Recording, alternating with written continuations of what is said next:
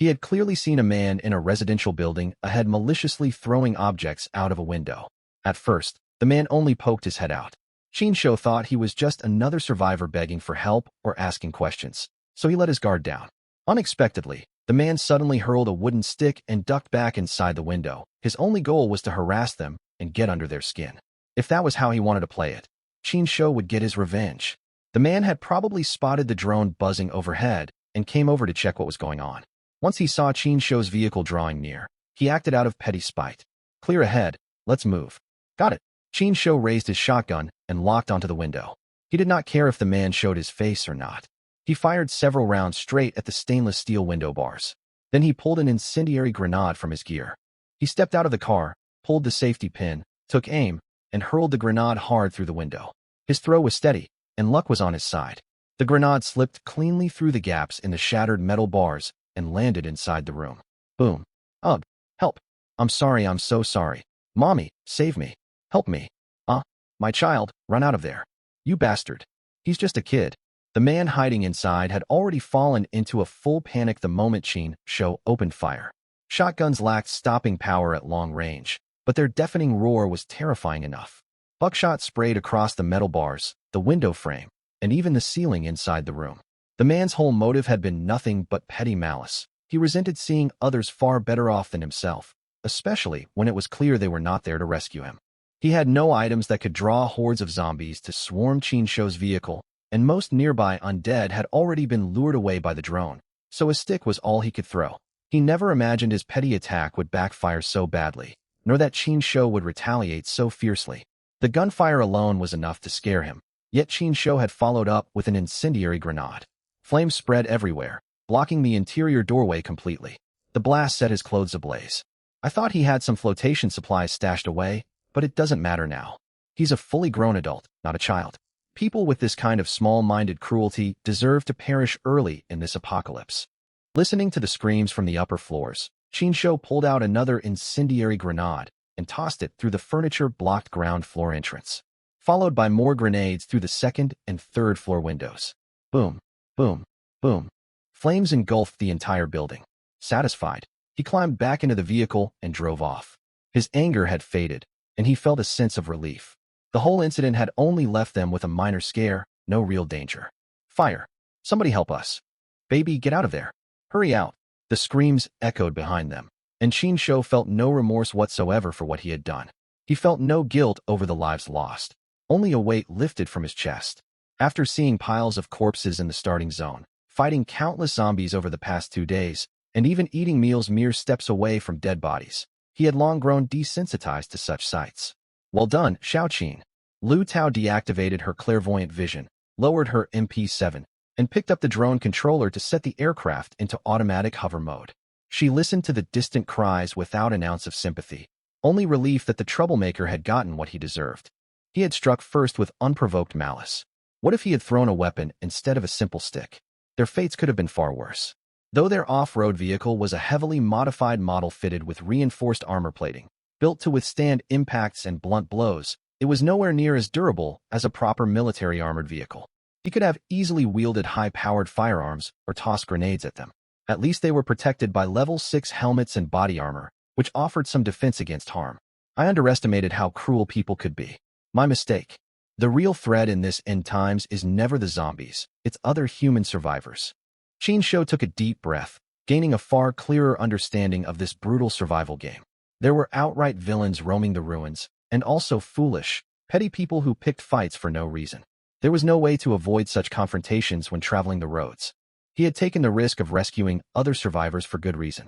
Lu Tao and Xuan Nai possessed unique stat traits he could copy, using his trait-sharing ability to strengthen himself. Moreover, every new ally added 5 extra attribute points to his daily cultivation gains. The benefits far outweighed the risks, so he had to seize every chance to recruit trustworthy survivors. Running away from this conflict would only mean facing similar trouble further down the line. He had to learn to stand his ground. It's fine.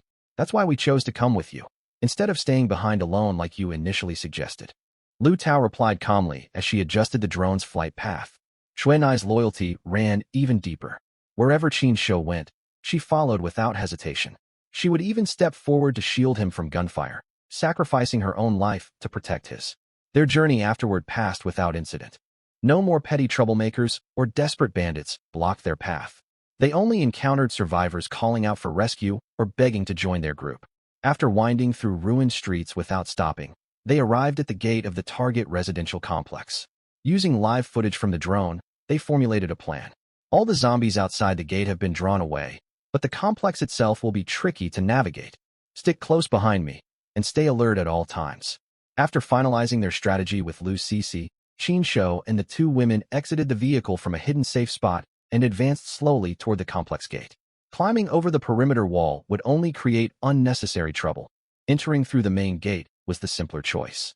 This way, many zombies still lingered inside the complex, but most had been lured to other buildings by the drone earlier. Qin Shou led the two women through the grounds with ease, heading straight for the apartment building where the mother and daughter lived.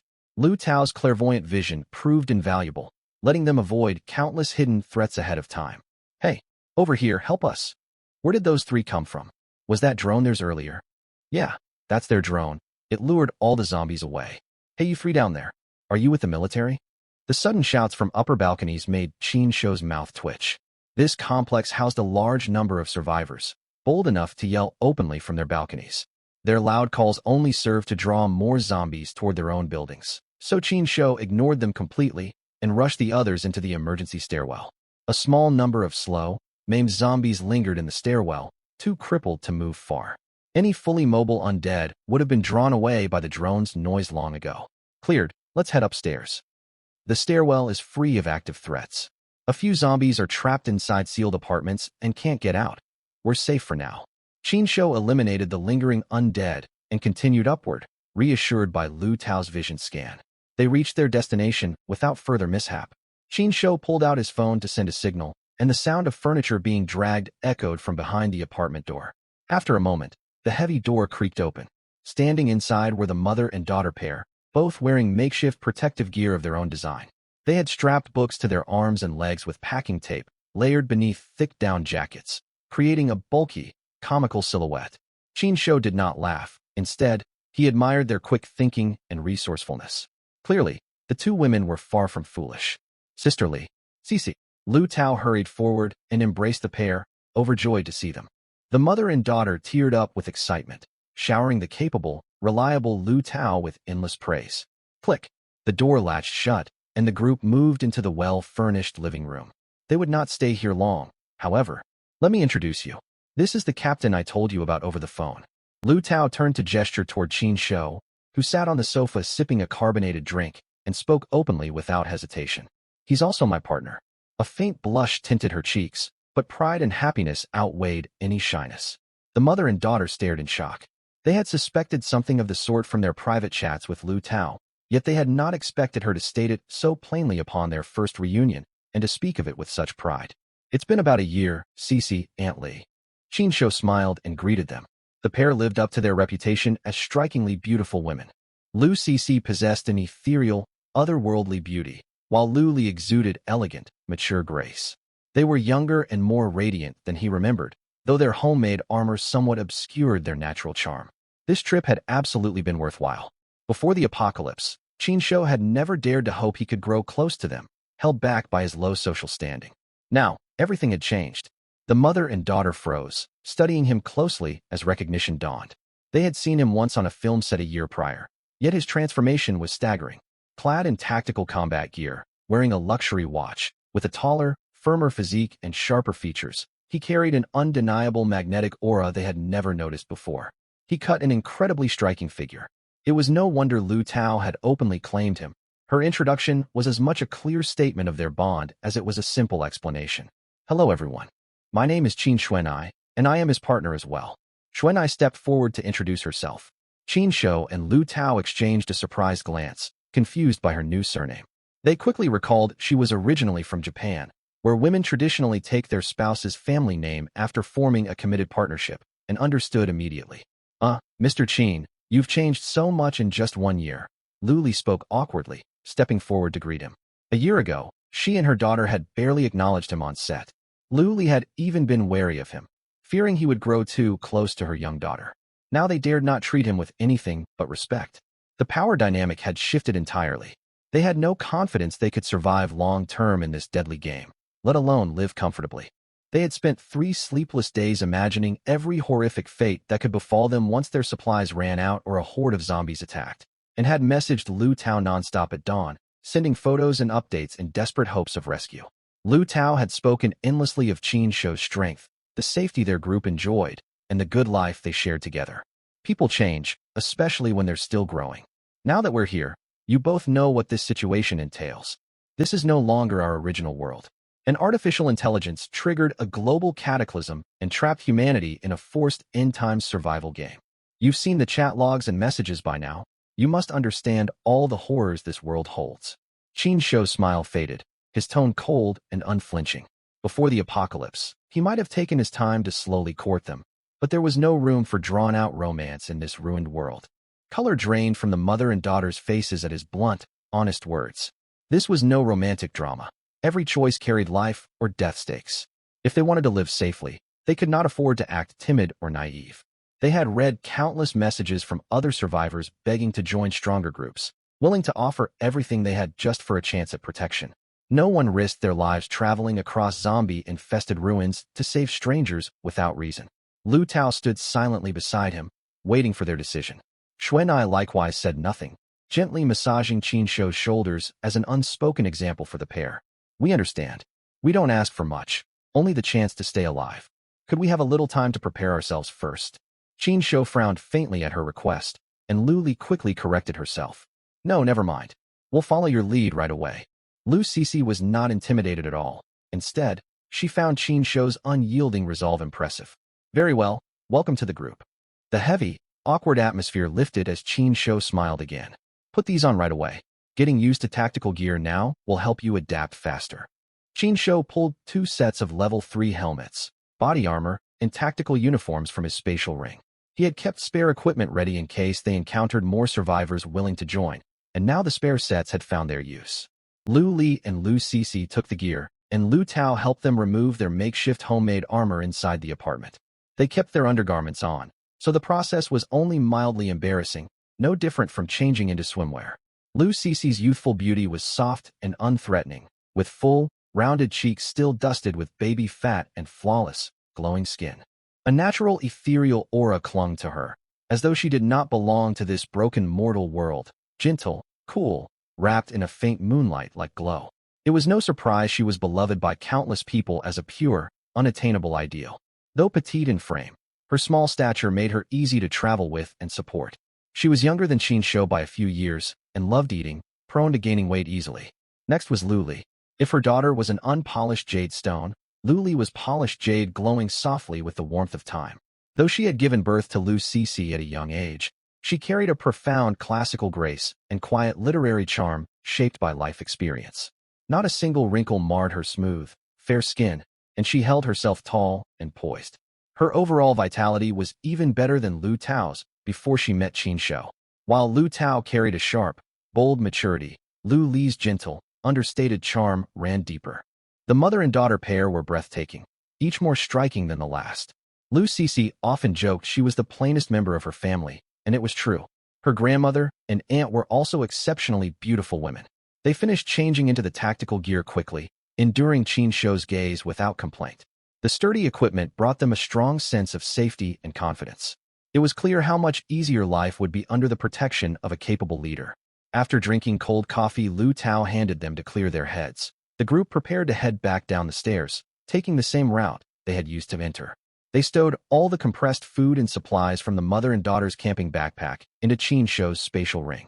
Peering outside, they saw zombies still lingering below, drawn by the constant shouts from other survivors in the complex. Qin Shou silently thanked the other residents for the distraction. Stay quiet and move slowly. Push through fatigue if you feel worn out. Qin Shou cautioned the new recruits carefully. Zombies were extremely sensitive to noise. A small group posed little threat, but large hordes would swarm at the slightest loud sound. We understand. Lu Li squeezed her daughter's hand tightly and nodded firmly. Lu Sisi was too nervous to speak, her flawless face drained of all color. They descended the stairs without trouble. They were fortunate the building held no other survivors besides the mother and daughter. Upon reaching the ground floor, they crept along the walls through the complex garden. Then shouts erupted from a nearby balcony. Hey, come rescue us too. Are you only saving women? Sir leading the group. I'm fully capable of pulling my weight too. You zombies, stop crowding my ground floor door. Chase those people instead. Can't you see them walking away? Haha, my bad. Those zombies really can't spot us. What kind souls they were, truly kind people. Qin Shou silently thanked them for their help in his heart. Some zombies that had started to drift apart were drawn back by their shouts. As for their cries for help and requests to team up, he paid them no mind. They were safe for now. No one was going to die anytime soon. All he needed to do was finish setting up proper defenses. If they had ample food supplies, life here would be even better. Throughout the whole ordeal, Lu Tao kept her eyes strained, fixed firmly on the other survivors. The second any of them pulled out a weapon, they would immediately duck for cover. They'd suffered a loss last time, and they weren't going to let it happen again. Get in the car, hurry. The zombies on the street were heading back, lured by the shouts from the residents in the residential complex. Qin Shou quickly called everyone aboard before slamming on the gas, speeding away to shake off the zombies drawn by the noise. They escaped by the skin of their teeth. The mother and daughter pair sat huddled together in the back seat, tearful with relief. They'd been rescued, safe for the time being, no longer trapped in constant dread. Still, well, every gain comes with a sacrifice. If she thought it through, they hadn't lost anything. They'd actually come out far ahead. Back before the apocalypse, Qin Shou had been talented, young, and wealthy with excellent personal qualities. Yet his social standing and the resources he could offer them had been limited, so they'd overlooked him. Things were entirely different now. Here, these are your supplies. Have something to eat. We don't know if the trip back will be as smooth as the drive over. Qin Shou pulled all the food the mother and daughter had brought out of his spatial ring and set them down on the empty seats, treating it as an early lunch. Thank you, Mr. Qin. No need to thank me. This was yours to begin with. Qin Shou chuckled at Lu Xiaoli's gratitude. Did she think he'd confiscate all their supplies and refuse to give them back? Mr. Qin, where are we heading next? Don't call me Mr. Qin, just Qin Shou is fine. Oh, okay, Qin Shou. Lu Xiaoli unzipped her backpack and passed out snacks and drinks to everyone, waiting to hear Qin Shou's next plan. They'd escaped danger, but what came next? Qin Shou was their leader, and they'd only just joined the group. So she couldn't help but ask. Their lives and her daughter's safety hung in the balance after all. Since you asked, I plan to head back to our original shelter. We'll lay low there. It's far safer for us. Especially after what happened last night. I don't think things will calm down for a good while. Everything looks normal in the daylight, but look at the thick smoke billowing from the burning ruins not far away. Wait a minute. Was that building over there the one Qin Shou set alight with incendiary bombs earlier? If so, there was nothing to worry about. No more screams echoed from that direction. Whatever had been there was long gone. All in all, we'll hole up somewhere secure and wait for developments. We're lucky we managed to pull you out when we did. If we'd found out your location later, or if you'd been much farther away, or if we'd arrived tomorrow or the day after tomorrow once conditions worsened even slightly, I wouldn't have risked coming for you. No matter how valuable you two are, our own lives come first. I'm not belittling you or manipulating you. This is just the harsh reality of this world. Lu Xiaoli fell silent, unable to find a response. Lu Cixi chewed on hardtack and nodded firmly, carefree as ever. The girl had been sheltered and protected too thoroughly by her mother. Now that they were surrounded by safety and other people, she'd grown far more open. Being around a crowd naturally brought a sense of security. Not to mention they were all fully armed, with a reliable, capable Qin Shou leading them. It was easy for a teenage girl her age to look up to someone like him. Hold on, Brother Qin. I noticed a large bank on the way here. Should we check it out? Lu Tao cut through the quiet, calling for Qin Shou to stop the car. Excitement glinted in her eyes as she spoke. A big bank. That's worth considering. Banks don't just hold paper currency, they stock gold bars. Plus all kinds of expensive valuables and documents stored in safety deposit boxes by clients. Intrigued, Qin Shou pulled over and leaned in to study the live feed transmitted by the drone's remote control. The drone hovered high overhead, drawing all nearby zombies away, and he zoomed in on the footage to assess the danger level. All right, we can give it a shot. Keep luring the zombies farther off with the drone, and use your X-ray vision to scan for any other survivors nearby first. Lu Tao nodded and set about the task. After some time, Qin Shou slowly drove the vehicle closer, then told Lu Tao to activate her Hawk Eye X-ray vision to sweep the surrounding area. No survivors. Only zombie corpses inside. Everything's quiet. Looks empty. Good. Everyone out of the car. Qin Shou made no move to comfort the anxious mother and daughter. There was no need. Following orders without overthinking would ease their fear far better than empty reassurances. They reached the bank. Its front doors were shattered, bearing marks that other survivors had come to loot before. Yet they'd left with little to show for it. They'd pried open regular safes, only to find stacks of useless cash inside. The real valuables, gold, were locked away in the vault. The vault doors still sealed, just scratch marks from failed break-in attempts. He grinned upon reaching the vault.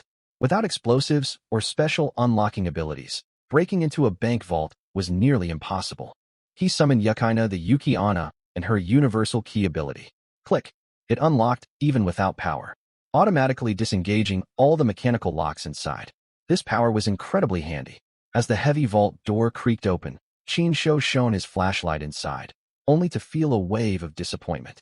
He'd imagined stacks of gleaming gold filling the space, yet the vault looked far more barren than expected, even for such a large branch. The vault itself was spacious, yet only 3 shelves held gold bars. Where are the racks piled high with bullion? Why are there only 3 shelves with gold? Lu Tao looked equally let down, Yukaina sharing their dejection. Their earlier excitement faded instantly. The mother and daughter stared blankly at one another, unsure what to say. The rest of the shelves are filled with official business files and spare cash reserves. Branches only keep a limited stock of raw bullion. Most of the gold products on hand are packaged small ingots and commemorative coins sold to regular customers for investment. TCH, this isn't the main branch, so having this much gold is already decent.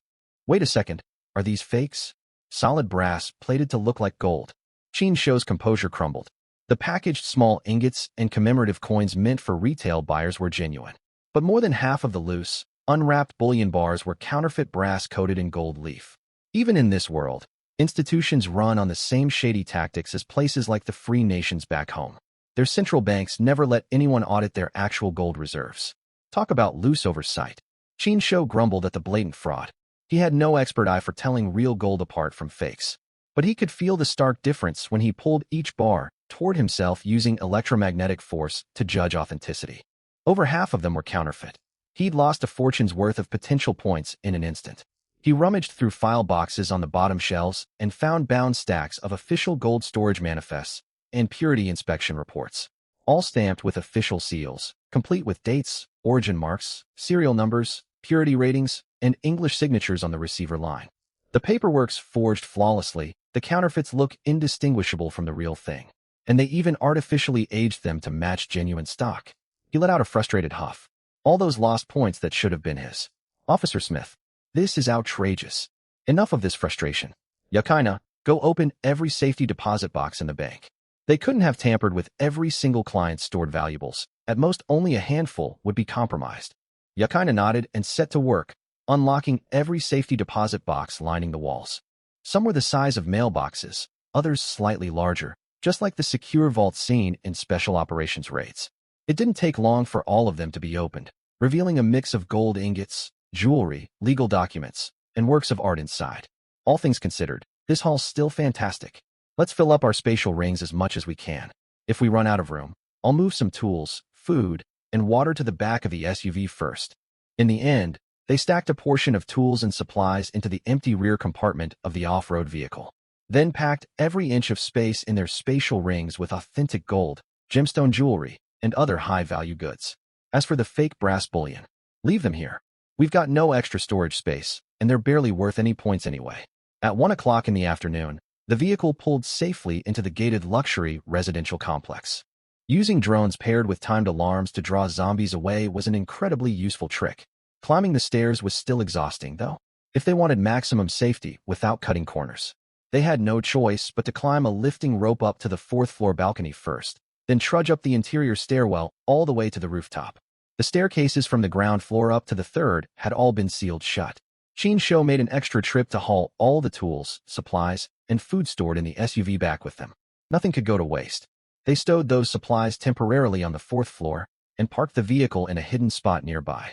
Once they'd eaten through the bulkier food stocks and used up other stored items in their spatial rings, they'd free up space to move these extra supplies inside. I'm worn out. Back in their rooftop shelter, Lu Tao peeled off her outer layers, leaving only her athletic undershirt, and flopped lazily onto the sofa, turning on an electric fan to cool off. Yukaina the Yuki-onna immediately helped Chinsho change out of his outdoor gear, leaving him only in casual shorts to wander the main living area. All windows and balcony sliding doors were tightly shut, leaving the space stiflingly hot after their long climb up dozens of flights of stairs. Lu Cece's face flushed bright red, her hands flying up to cover her cheeks. Her fingers spread wide to peek through. Qin Shou had an athletic, toned physique. He'd paid professional female fitness coaches for targeted training focused on stamina and muscle shaping before the apocalypse. Cece's reaction was completely natural. Anyone would be curious about a well-trained physical build. Lu Xiaoli froze for a split second, her eyes lingering on him with undisguised admiration. Years of quiet solitude had stirred long-dormant feelings the moment she met Qin Shou, and now her heart raced wildly. After years of deprivation, encountering someone as capable as him filled her with eager admiration. Still, as a mature woman, rationality overpowered impulse, and she calmed her racing thoughts. She tapped her daughter's shoulder to tell her to compose herself. There was no need to be flustered by ordinary physical appearances. On the drive back, Lu Tao had already laid everything out for the mother and daughter, the daily power boost system, and shared entry abilities. The end result was well worth it. For instance, Lu Tao's base physical stats now matched that of an average grown man.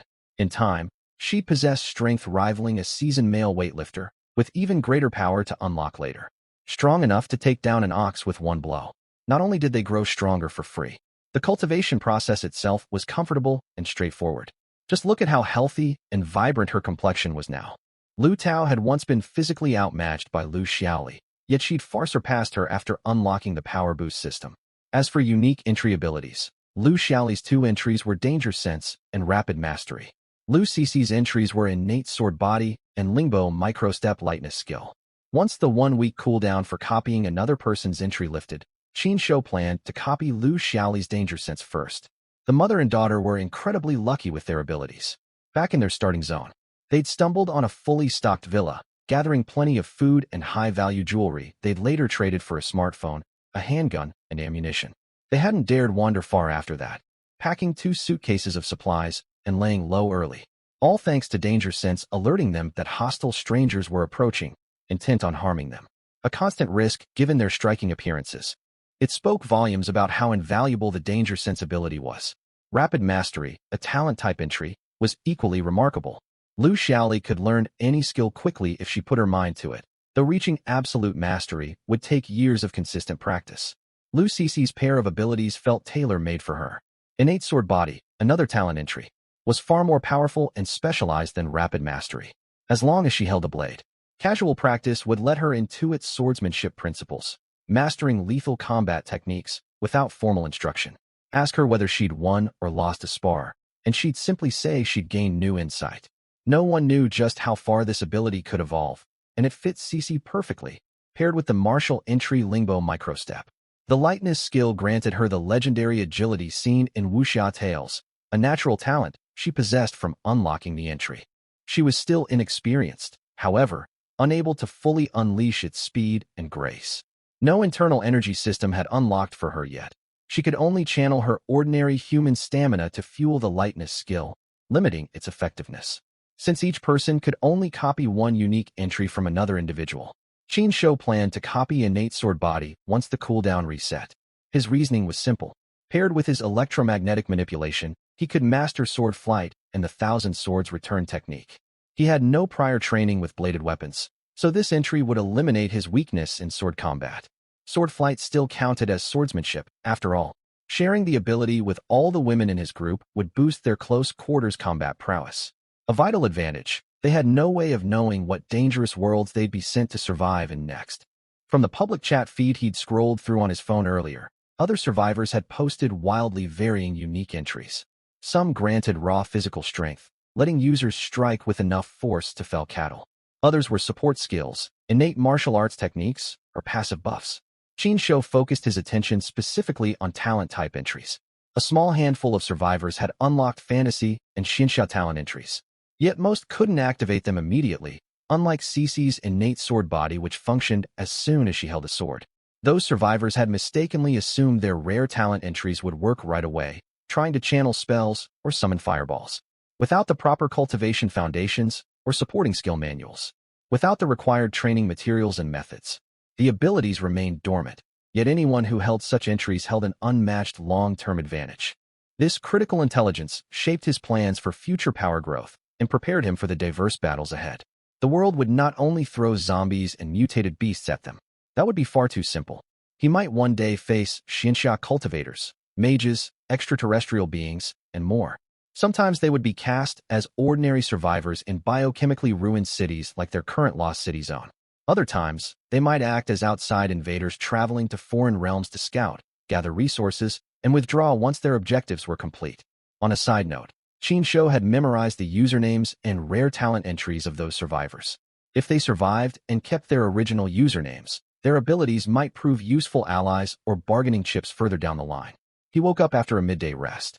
Mindful that another incident like the previous night could strike after dark, he decided to serve dinner early.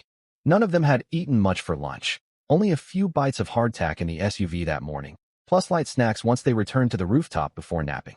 And there was one more thing to take care of. You all slept soundly this afternoon, now that you feel safe enough to fully relax. From what you've told me about your past experiences, you're still not fully acclimated to the harshness of the apocalypse, which is why I have a plan. He grinned. Time to start your desensitization training. Come with me down to the ground floor, both of you. We'll eat our dinner within sight of the zombie remains scattered there. Don't worry if you feel nauseous or queasy. That's a normal reaction. The rest of us have gone through this training over the past few days as well. Your living conditions and circumstances in the future will only grow more brutal. Getting you accustomed to this hardship early on is only meant to help you survive. Come along. The three of us will stay by your side through this. At that moment, the mother and daughter pair, stunningly beautiful women who had just woken up on the sofa, were overcome with rising panic. They were expected to eat dinner while staring at the corpses of zombies? They couldn't bear the thought of it at all. An hour later, a full hour had passed before dinner finally came to an end. The mother and daughter felt as though they had eaten nothing at all. They'd kept throwing up their food, only forcing more down afterward. Dining within sight of zombie corpses brought an overwhelming visual shock, paired with a revolting stench. Even the rich, fragrant aroma of the meal failed to spark any appetite. They had no choice but to swallow every bite against their will. All right, your performance left much to be desired, but you deserve praise for not running away. Qin Shou had finished his meal long ago, thoroughly enjoying every bite. He had long since grown used to such sights and smells, completely unfazed by the gruesome scene. Lu Tao, Snow Woman, and Xuan Nai were similarly composed. Though they still had little desire to eat, they managed to finish every dish set before them. Excuse me, Qin Shou, will we have to eat like this for breakfast, lunch, and dinner tomorrow too? Lu Xiaoli's mind was reeling. She could cope somewhat better, whether due to her natural resilience or the passive buff from her trait superior learning. She had already grown partially desensitized to the horror, but her daughter Lu Sisi was faring terribly. For the first time, Lu Xiaoli regretted sheltering her child from all hardship, protecting her far too thoroughly from the cruelties of the world. You won't have to once you reach the same mental fortitude as them. Or rather, once you can take a life without hesitation and no longer feel panic or nausea at such sights. Granted, killing other people is far too steep a hurdle for you right now, and there are no hostile humans around to practice on anyway. Look over there. Zombies are wandering right outside the main gate. I'll draw them closer, and the two of you will pick up these guns and shoot them down. Now, let's go. They were horrified. This man was utterly ruthless. They had barely forced their dinner down, and now he intended to make them retch all over again. Even so, they knew every word he spoke was true. These trials were unavoidable to survive the end times. Here, take these. Off you go. They walked over to the tall metal gate of the residential complex. There was no need to lure the zombies. Several were already shuffling forward, slamming their palms against the metal barrier. Qin Shou scanned the street outside. The number of zombies nearby was minimal, and firing weapons would not draw massive hordes, so long as the firearms were fitted with suppressors. These zombies are all yours to deal with. This is the safety switch. Flip it open, then aim the barrel straight for their heads. Stay calm, and do not scream. You'll only attract more of them. Missing shots are fine. I have plenty of ammunition. Still, if you fail to hit them at such close range, there will be consequences later. Hold back any urge to vomit if it surges up. If you throw up, you'll go hungry tonight. I won't prepare any midnight snacks for you. Remember, we still have stairs to climb afterward. You'll need your strength. Quit staring at me and get moving. Hurry while the sun hasn't fully set and daylight still lingers. Qin Shou rattled off a string of instructions to the mother and daughter, then handed over Lu Tao and Xue Nai's MP7 submachine guns for them to use freely. Lu Xiaoli and Lu Cixi gripped the heavy firearms, glancing nervously at one another. They drew deep breaths. A wave of nausea crashed over them. Pressured by Qin Shou's firm demands and bolstered by encouraging words from Lu Tao, they raised the guns and fired at the zombies slamming and howling behind the metal gate. The scene that unfolded was brutal and gory. Every missed headshot sent bullets tearing through the zombies' bodies, splattering blood and tissue everywhere. The gruesome sight nearly made the pair drop their weapons and double over to retch. They clamped their mouths shut with their arms, tilted their heads back, and squeezed their eyes shut, forcing themselves to swallow back their nausea. They could not throw up. Vomiting would only worsen their disgust and discomfort. At last, they held it down. Keep firing. Don't stop. Move faster. Qin Shou urged them relentlessly, unyielding in his training. He knew this harsh drill was necessary for their survival and for the safety of their entire squad. The ordeal yielded results. Fresh off their traumatic dinner experience, after 2 or 3 rounds of shooting zombies through the gate, the mother and daughter managed to suppress their urge to vomit entirely. They were utterly drained, cold sweat dripping from every inch of their bodies. The thought of climbing the stairs back to the rooftop left them feeling utterly defeated. Well done. Take a moment to rest. Let's head back to the 4th floor lounge first and recover before we climb all the way up. Qin Shou stepped forward, patted both women on the shoulders, and supported them as they walked deeper into the complex.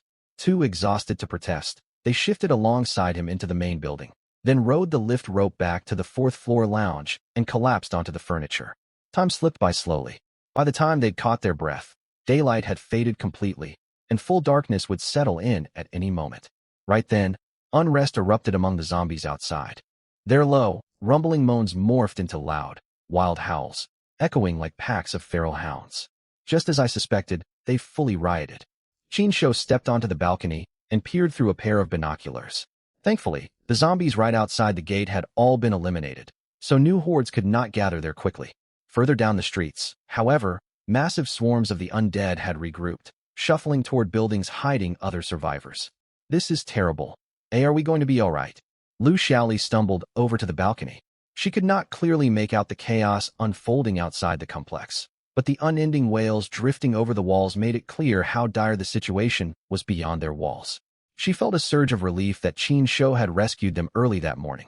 Had they remained trapped in their original apartment complex, they might have lasted a day or 2 longer, but their luck would have run out soon after.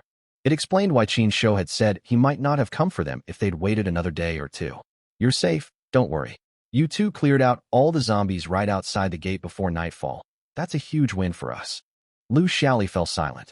She was sharp-witted and instantly realized Qin Shou's training had served a dual purpose, hardening their minds while clearing the immediate zombie threat surrounding their building.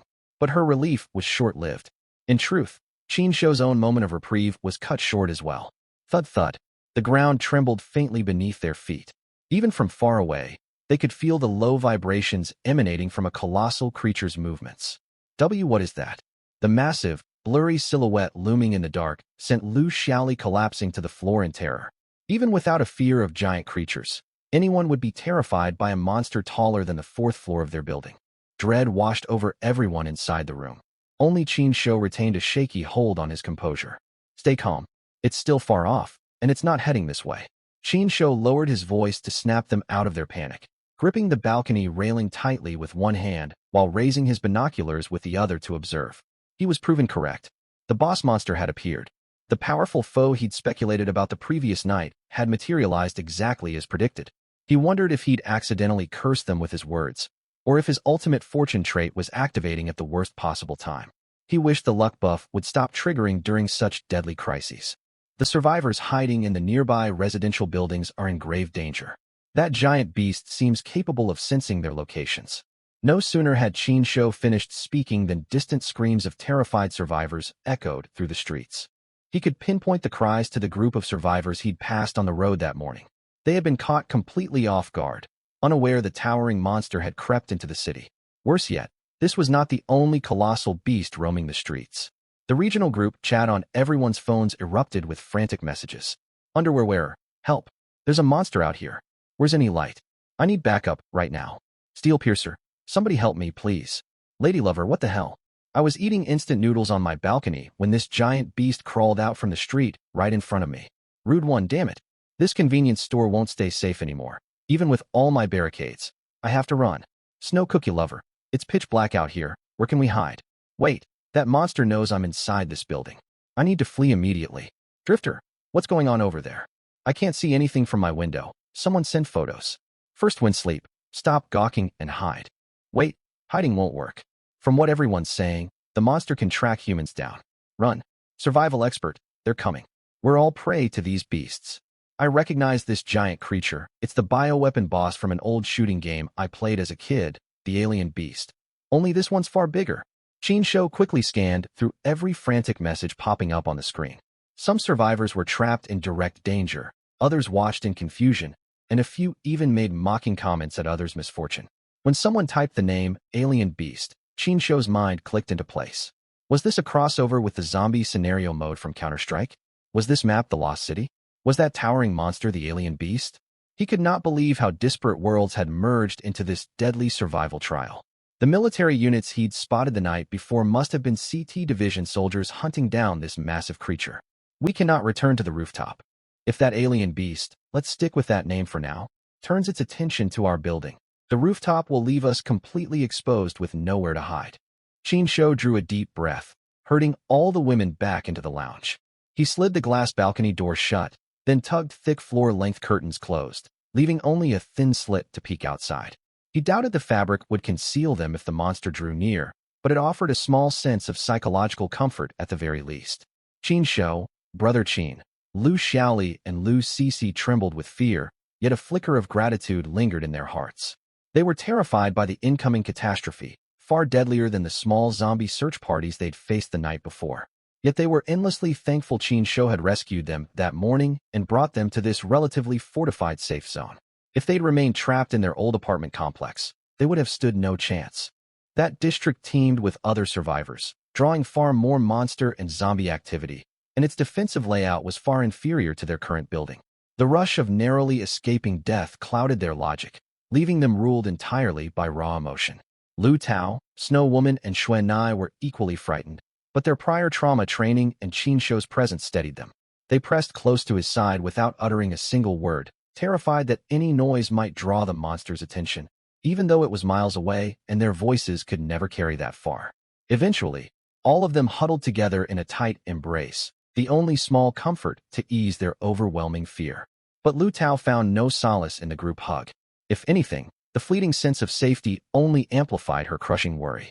She was safe here, but her biological daughter Wang Yuyin was nowhere nearby. What would become of the girl without her mother's protection? Still, Lu Tao knew panicking would solve nothing. Her daughter was outside this city, far beyond any help she could offer. All she could do was pray. She hoped her daughter had found a secure hiding spot far away from the rampaging alien beasts. She hoped the girl was not alone, sheltered alongside her classmates and teachers to weather the crisis together. She clung to every small hopeful possibility she could imagine. Lost in spiraling anxious thoughts, Lu Tao sank into crippling mental distress. An hour passed before a shift in the chaos broke through her worries. Qin Shou caught the loud roar of military helicopters overhead, far more than the fleet that had appeared the night before, an overwhelming number of aircraft filling the sky. All survivors, seek shelter immediately. Evacuate all areas within proximity of the alien beast entities. All survivors, seek shelter immediately. Evacuate all areas within proximity of the alien beast entities. All survivors, seek shelter immediately. Evacuate all areas within proximity of the alien beast entities. The helicopter's powerful loudspeakers blared the warning 3 times across the city. Qin Shou pulled back the curtains, slid open the glass door, and stepped onto the balcony. Nearly 100 armed helicopters streaked across the sky, deliberately drawing the hordes of zombies and the towering alien beasts away from residential blocks. The name, Alien Beast, was officially confirmed, matching the moniker the survivors had coined in the chat. We're saved, especially all the survivors trapped out there. Qin Shou murmured quietly. The crippling helplessness weighing on his chest lightened slightly at the sight of military intervention. He understood they were currently trapped in a 7-day survival challenge, not an active combat mission. Yet the frustration of lacking enough strength to fight back gnawed at his mind relentlessly. He needed to grow stronger, far stronger. Even within a survival trial, He wanted the power to stand and fight when danger arrived. Leaning against the balcony wall, Qin Shou retrieved a pack of women's cigarettes Lu Tao had given him earlier from his spatial ring. He tore open the packaging, pulled out a cigarette, lit it, and took a deep drag. He tilted his head upward, staring out at the sky and the distant burning streets. A long sigh escaped his lips. Boom, boom, boom, boom. Rat-a-tat-tat-tat-tat-tat. Missiles rained down across the ground, and dense machine gun fire poured onto the swarms of zombies and the colossal alien beasts below. No one could tell if the night's crisis would end entirely.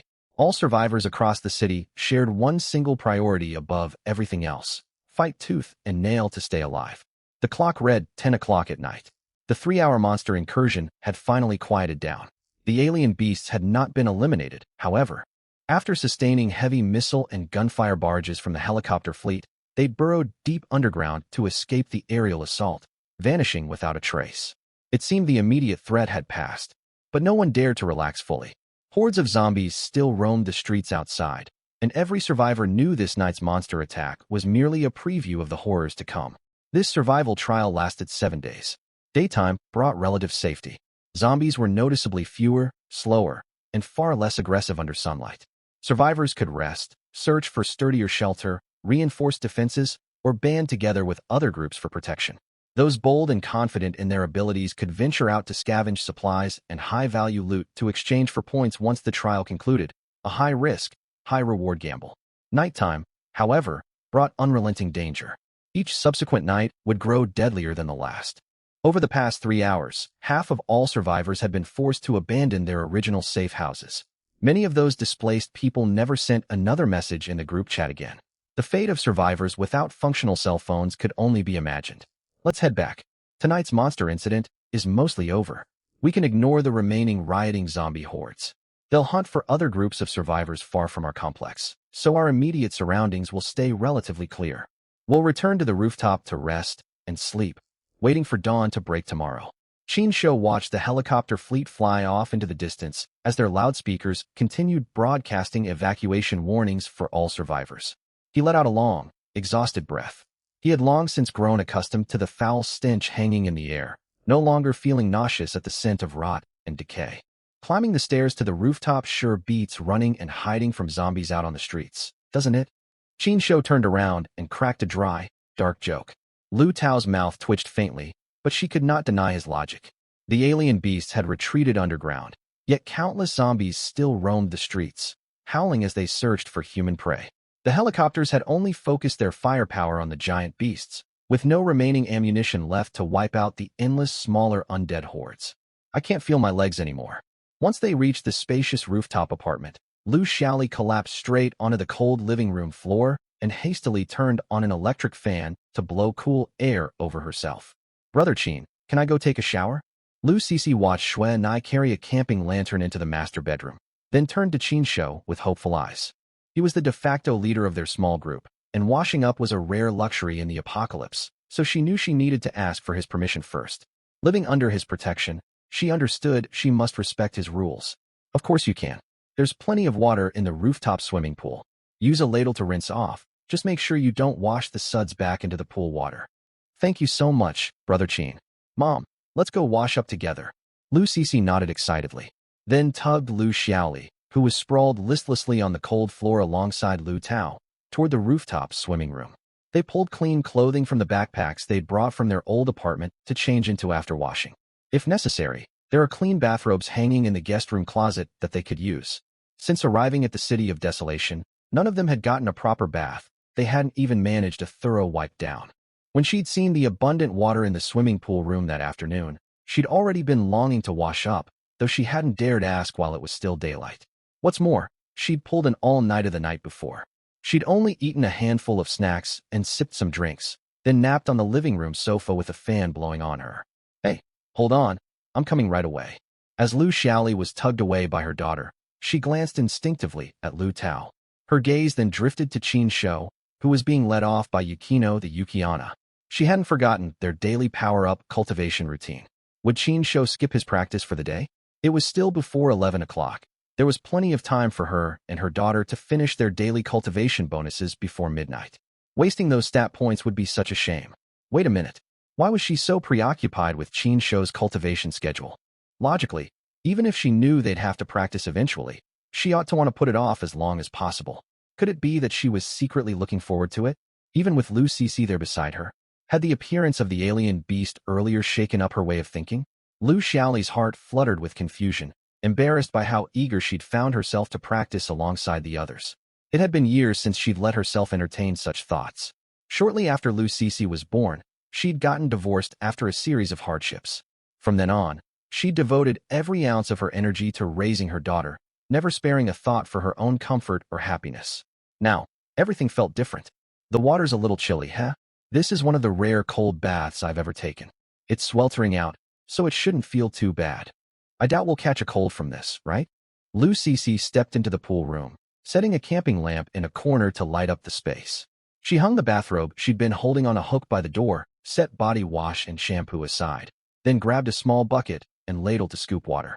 She planned to wash under the standalone shower stall so dirty suds wouldn't spill into the swimming pool.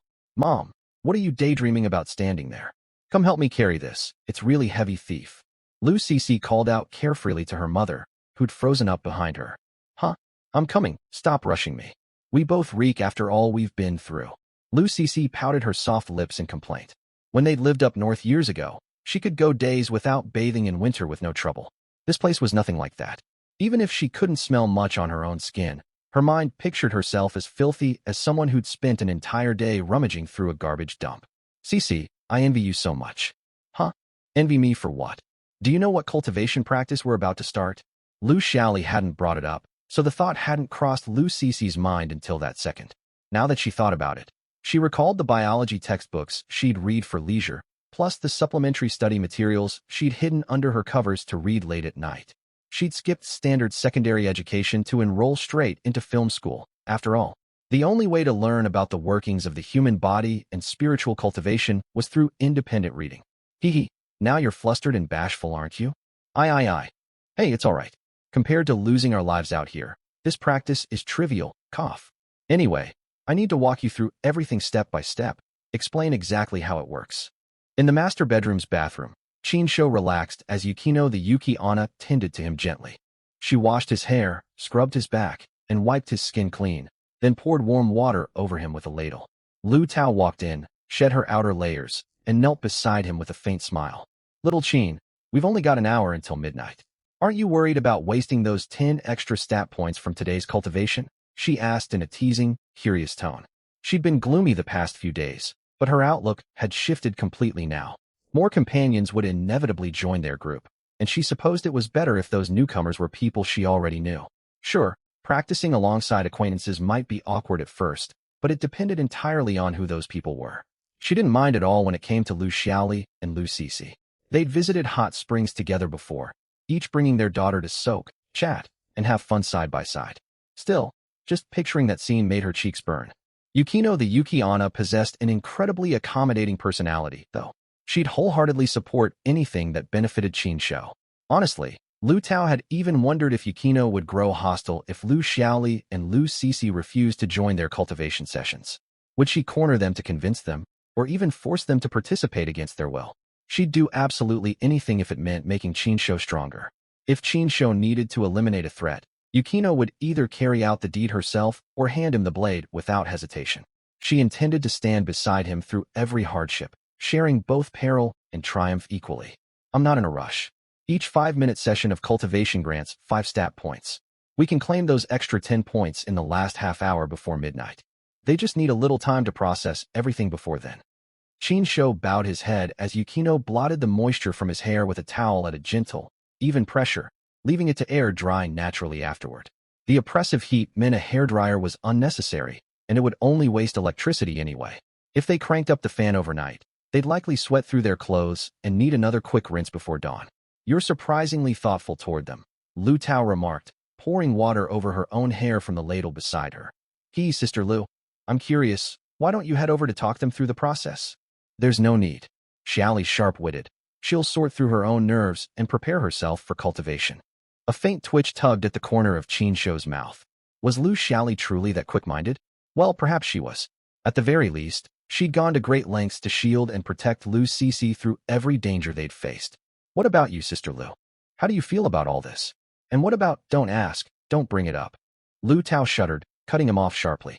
It was easy to stay impartial when something didn't involve her directly. When it did, everything changed entirely. She planned to watch how Lu Xiaoli handled the cultivation process first, then figure out her own stance afterward. She suspected Wang Yanyan would embrace the practice without hesitation. Wang Yanyan was bold and adaptable, able to pick up new things quickly. She loved all sorts of shooting games and horror titles, never backing down from competing with her classmates online. She could ramble knowledgeably about nearly every topic under the sun, devouring novels and anime alike, and she was passionate about cosplay. Lu Tao had always forbidden her from wearing cosplay costumes to comic conventions, though. There was no harm in enjoying the hobby at home, but wearing those outfits out in public was another matter entirely. Darling, I've finished drying you off. Here, put on this bathrobe. Thank you, Yukino. If you keep looking after me like this, I'll grow completely reliant on your care. Even if you never lift a finger again, I'll happily tend to you for all eternity. Yukino fastened the bathrobe around Qin Shou and watched him stride out of the bathroom. She then turned to Lu Tao. Sister, would you like me to wash your hair for you? No, I'll handle it myself. You should get cleaned up too. Understood. Yukino hummed a soft tune as she began washing herself. She adored long baths, so it disappointed her that they lacked a proper tub here, but she could endure it for now. Once they reached a safer settlement, she planned to treat herself to a luxurious milk or rose petal bath. Yukino, are you truly all right with all of this? Yukino understood exactly what Lu Tao was referencing. I don't mind one bit. Anything that helps my darling grow stronger has my full approval. Besides, the more powerful Qin Shou becomes, the safer we'll all be as we travel through this post-apocalyptic wasteland. Isn't that right? Her logic was sound, leaving Lu Tao with no counterargument. And she didn't want to argue in the first place, fully agreeing with every word. That was why she'd resolved to weigh her own feelings about joining the cultivation circle after tonight. If she refused to participate, Wang Yanyan would end up isolated from the rest of the group, treated like an outsider. The divide between core companions and outsiders was massive, a truth Lu Tao had witnessed firsthand during her years working in the entertainment industry. That constant sense of division was part of why she'd retired early to live a quiet, wealthy life away from the spotlight. Not everyone had the connections and natural talent that Lu Xiaoli and Lu Cixi possessed to navigate hardship unscathed. Lu Tao had no such safety net to fall back on. Sigh? Sister, is something troubling you? No, nothing at all. I just think you're absolutely correct. MHM. With that, Yukino resumed her cheerful humming while bathing. Meanwhile, out in the living room, bored out of his mind, Qin Shou checked his wristwatch before walking to the sliding balcony door. He pulled back the curtains and raised a pair of binoculars to scan the desolate landscape outside. Eventually, Lu Xiaoli emerged into the living room wearing a bathrobe. Lu Tao and Yukino were presumably still washing up inside the master suite. Let's head to the guest room to rest. Oh, and we should bring this fan too. We might get overheated without it. Lu Xiaoli's toes curled slightly beneath the hem of her bathrobe as she met Qin Shou's gaze. Qin Shou couldn't help but glance down at them. Her feet were perfectly smooth and well cared for, a surprise given her background as a former professional dancer. Her skin was soft and pale like polished white jade. Even without a particular fascination for feet, he couldn't help but notice how immaculate they looked. He wondered what Lu Cixi's feet were like, imagining they might be even softer and more delicate. It was clear the whole family had exceptional natural physical gifts. Don't stare like that. Lu Xiaoli had just lifted the fan to carry it toward the guest room, but Qin Shou's unwavering gaze made her flush bright red as she glanced down at her feet, overcome with embarrassment. She'd heard rumors about wealthy men with odd fixations before, stories that immediately sprung to mind in that moment. Your feet are lovely. I'm only admiring them from afar. I haven't touched them at all. A mist spray evaporative cooling fan hummed steadily, casting a welcome cool breeze through the sweltering guest room. It was clear whoever had furnished this safe house had planned ahead, able to afford all these comfort appliances and haul them to the city of desolation. If winter rolled around, they likely had space heaters stowed away somewhere too. Lu Xiaoli fell silent, slipping off her bathrobe to sit directly in front of the fan and cool her overheated skin. The room was stiflingly hot, and she saw no sense in suffering through unnecessary discomfort. Cixi, come sit here with me in front of the fan. Now, about what I wanted to tell you earlier, spiritual cultivation. I'll demonstrate the basics for you first. Lu Xiaoli drew a deep breath, her eyes darting nervously around the room before she forced herself to focus on the vital task ahead. She and her daughter had already unlocked the daily power-up trait shared by Lu Tao. If they skipped their cultivation session that day, they'd lose out on 5 valuable permanent stat points, a loss she couldn't abide. Missing daily login rewards on mobile games left her frustrated for hours, so wasting tangible power boosts was unthinkable. They could even claim and complete the following day's practice early while they had the chance. CC, kneel down for a second. I need to ask something of you. Huh? What? Lu Cece, who'd been buzzing with anticipation, froze in complete confusion. Had her mother's mind gone blank all of a sudden? She'd promised to teach her cultivation, so why did she need her to kneel just to watch? This family's customs were bizarre. Sorry, I misspoke. What I meant was, her words died on her lips. She couldn't push past her awkwardness. Lu Cece handled the tension far better than her mother did. Cough. I should have passed this cultivation knowledge down to you long ago. It's my fault for putting off teaching you these fundamental practices. She steadied herself with another deep breath, tying her hair up neatly before beginning to explain the core principles of spiritual cultivation to Lu Cece. She would practice first, walking her daughter through every step as she went. Gradually, Lu Xiaoli slipped into a focused, serious state of mind. Lu Cece's eyes widened, stunned by how different her mother seemed once she dedicated herself to training. Was this the drastic shift that came with taking on the role of an instructor? The stark contrast between her usual laid-back self and this disciplined version was striking. Cece, I'm listening. Lu Cece snapped out of her daydreaming, quickly apologizing before fixing her full attention on the demonstration, studying every movement Lu Xiaoli made. First, you must learn to sense spiritual essence. This is the very first, most critical step of cultivation. Only once you can perceive this essence can you draw it into your body, channel it to your dantian, and use it to strengthen your physical form. Lu Xiaoli began absorbing wisps of spiritual essence, guiding the faint energy inward until it gathered in the energy center below her navel. Lu Cece leaned in to watch intently, eyes blown wide with awe as she spotted faint glowing mist swirling around her mother's frame. She'd never seen anything so magical. Once the essence settles in your dantian, you cycle it through your internal meridians for a minor circulation loop, then send it flowing through every inch of your body to complete a full major circulation. Lu Xiaoli continued her detailed explanation. Splitting her focus between training and teaching drained her stamina far faster than her solo practice sessions did. Sweat soon beaded all over her skin and trickled down her limbs, amplified by the internal heat generated as spiritual energy coursed through her veins during the major circulation. Stat plus 1 stat, plus 1 stat, plus 1 her attributes ticked upward one by one. Watching her strength rise visibly, feeling the tangible surge of vitality within her, Lu Xiaoli grew elated, losing herself entirely in the rhythm of cultivation. Lu Cece tilted her head in confusion. Wait a minute. Was that all the explanation she was getting? Only these basic introductory steps? Where were the advanced techniques she'd read about in her study materials? Thankfully, Lu Xiaoli hadn't forgotten her promise to teach Lu Cece. After finishing her full major circulation and exhaling a cloud of warm white mist, she wiped the sweat from her skin and stood up, ceding the spot to her daughter. Time for you to try now. Lu Cece's nerves spiked as she sat cross-legged on the floor per her mother's instruction. Her meditation posture was clumsy and unrefined. She shifted her hips back and forth, struggling to find a stable, comfortable position. All right, begin. Close your eyes, breathe deeply, and enter a meditative state. Focus on sensing, connecting with, and drawing in the spiritual essence. Lu Xiaoli patted her daughter's tense, excited shoulders to calm her racing nerves. She knew new cultivators felt either paralyzed with fear or overcome with eagerness at this stage. Lu Cece held a touch of apprehension, but excitement dominated her mood. It was obvious she was genuinely fascinated by the prospect of spiritual cultivation. Who wouldn't be?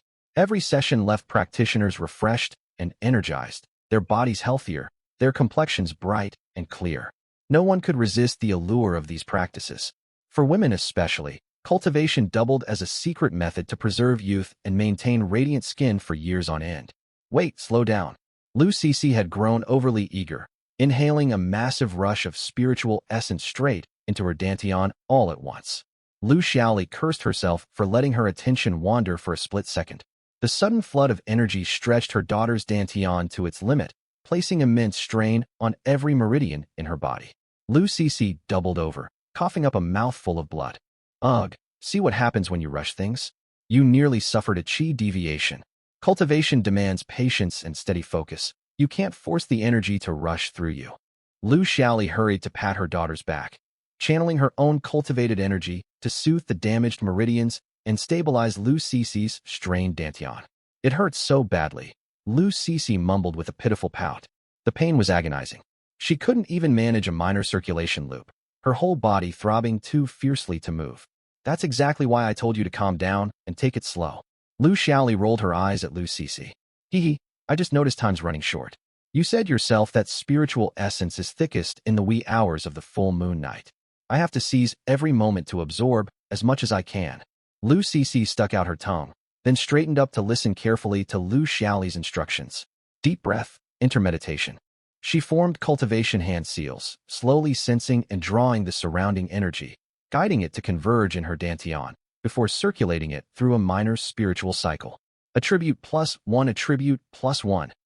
This is the thrill of growing stronger? Lu Cici's eyes flew open wide. A surge of wild excitement buzzed through her entire mind. So this was cultivating immortality. She was utterly captivated. Just as the ancient text described, this power was utterly addictive. Calm down at once, or you'll suffer energy backlash again. You've barely begun your cultivation journey. Remember that. Finish one full minor cycle first. Once your body adapts, you can attempt a major spiritual cycle. Take it slow, easy now. Tisk, look at you. Rushing headlong again. There, you've collapsed from energy backlash. You thought you were far more capable than that, huh? It was the 5th day since they'd arrived in the Lost City, with only 2 days left until they could leave. Qin Shou slept straight through until noon. He lit a mint lady's cigarette and pondered the origins of the universe, then patted his waist out of habit. A brilliant idea popped into his head. No fatigue, no muscle soreness. He felt revitalized and completely at peace. Qin Shou smiled, fully aware this was the reward of raising his attributes. In the past, even with professional fitness training shaping his physique and boosting stamina, he could only sustain cultivation for 1 full-time cycle at most. Now he could easily cultivate for 2 cycles without strain. He pulled up his status panel. Survivor. Qin Shou attributes. Average adult human stats range from 50 to 70. The hard human limit caps at 100 for all stats. Stamina, 120 spirit, 117 strength, 96 speed, 91. Cultivation total, 7 days. Gains broken down as 5 + 5, 10 + 15 + 15 + 15 + 15, 10 + 25 passive traits. Supreme Fortune, top-tier succubus physique. Trait sharing copied Lu Tao's daily power surge. Shared between Qin Shou, Yukino the Snow Maiden, Lu Xiaoli, Lu Cici other possessions. Luxury single suite access card, 5 cubic meter spatial ring. I'm only short on strength and speed to break the universal human stat cap across the board. The daily power surge trait is truly invaluable. My boosted stamina is exactly why I can cultivate 2 full cycles without exhaustion. A man truly stands tall when he's capable, resourceful, and brimming with stamina. Qin Shou clenched his fist tight. His muscles had visibly bulked up alongside his rising stats, sculpted with sharp, explosive contours. Thankfully, the growth had halted at this ideal frame. Any more bulk would ruin the refined physique he'd worked hard to maintain. He exhaled slowly. Is it raining outside? Breaking off his philosophical musings, Qin Shou tossed his cigarette, but aside, and glanced out the balcony. Rain was far from good news for most survivors scrambling to find new shelters or scavenge supplies during daylight hours. He raised binoculars to scan the surroundings. Sure enough, rainfall made the zombies far more numerous and active than on clear days. They clearly favored wet weather. Doesn't affect me in the slightest. Scavenging high-value goods around this zone was already finished, so there was no need to venture out through the downpour. Qin Shou stepped back from the balcony into the living room, leaving the sliding glass doors wide open. The rain washed away the thick stench of rot clinging to the city from sweltering prior days, filling the air with crisp freshness. He'd already tested the rainwater with a detector. It was completely ordinary, free of corrosive acid, viral contaminants, or dangerous bacteria. There was nothing to fear from the precipitation. After lunch, once all the women woke and finished their hearty meal, Qin Shou took them to the balcony to practice shooting sniper rifles and assault weapons. Their own attributes had all climbed significantly, with Lu Xiaoli and Lu Cici each gaining an extra 5 stat points from Qin Shou's shared traits, narrowing the gap between their power levels and his. Their improved strength let them withstand the recoil of 416 Hong Kong dollars assault rifles and M700 sniper rifles without staggering. Through high-powered scopes, They picked off zombies wandering outside the residential compound one by one. Ammo stockpiles were massive, so wasting rounds was no concern. With free time to spare, practicing marksmanship was the perfect way to grow stronger. Additionally, the rain had drawn more zombies outdoors. Knowing mutated beast creatures and massive zombie riots would surface after dark, thinning out the horde around their building early would drastically lower the night's danger level. You picked this up unbelievably fast, Aunt Xiaoli. The rapid mastery trait was incredibly practical. Hee, last night you were calling me mother, weren't you? What made you switch back all of a sudden? Lu Xiaoli was in high spirits. The group had long since opened up to one another honestly, so she teased him lightheartedly in front of everyone. Qin Shou coughed awkwardly, caught off guard by her bold teasing in front of the whole party.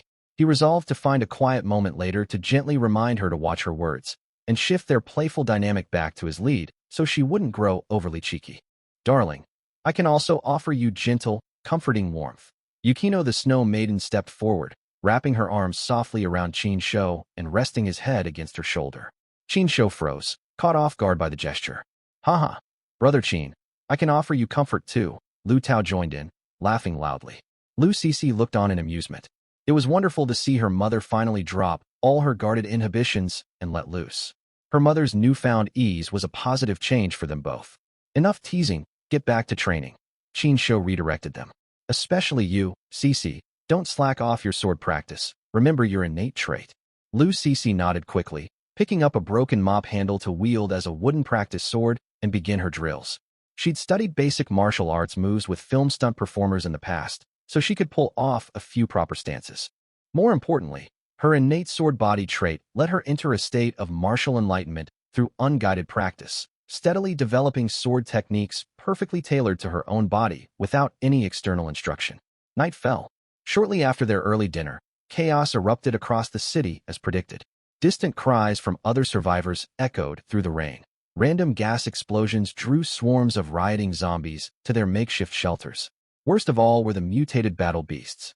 Though slow-moving, the creatures possessed an uncanny tracking sense that led them straight to every hidden survivor. The other survivors had spent all day relocating and reinforcing shelters with no rest, only to be forced to flee for their lives once night came. No one knew if they'd live long enough to escape the Lost City's deadline. The mutated beasts retreated around 10 o'clock last night, but tonight they'll linger until dawn. The military helicopters can only hold out so long too. Once their missiles and ammunition run dry, they'll withdraw completely.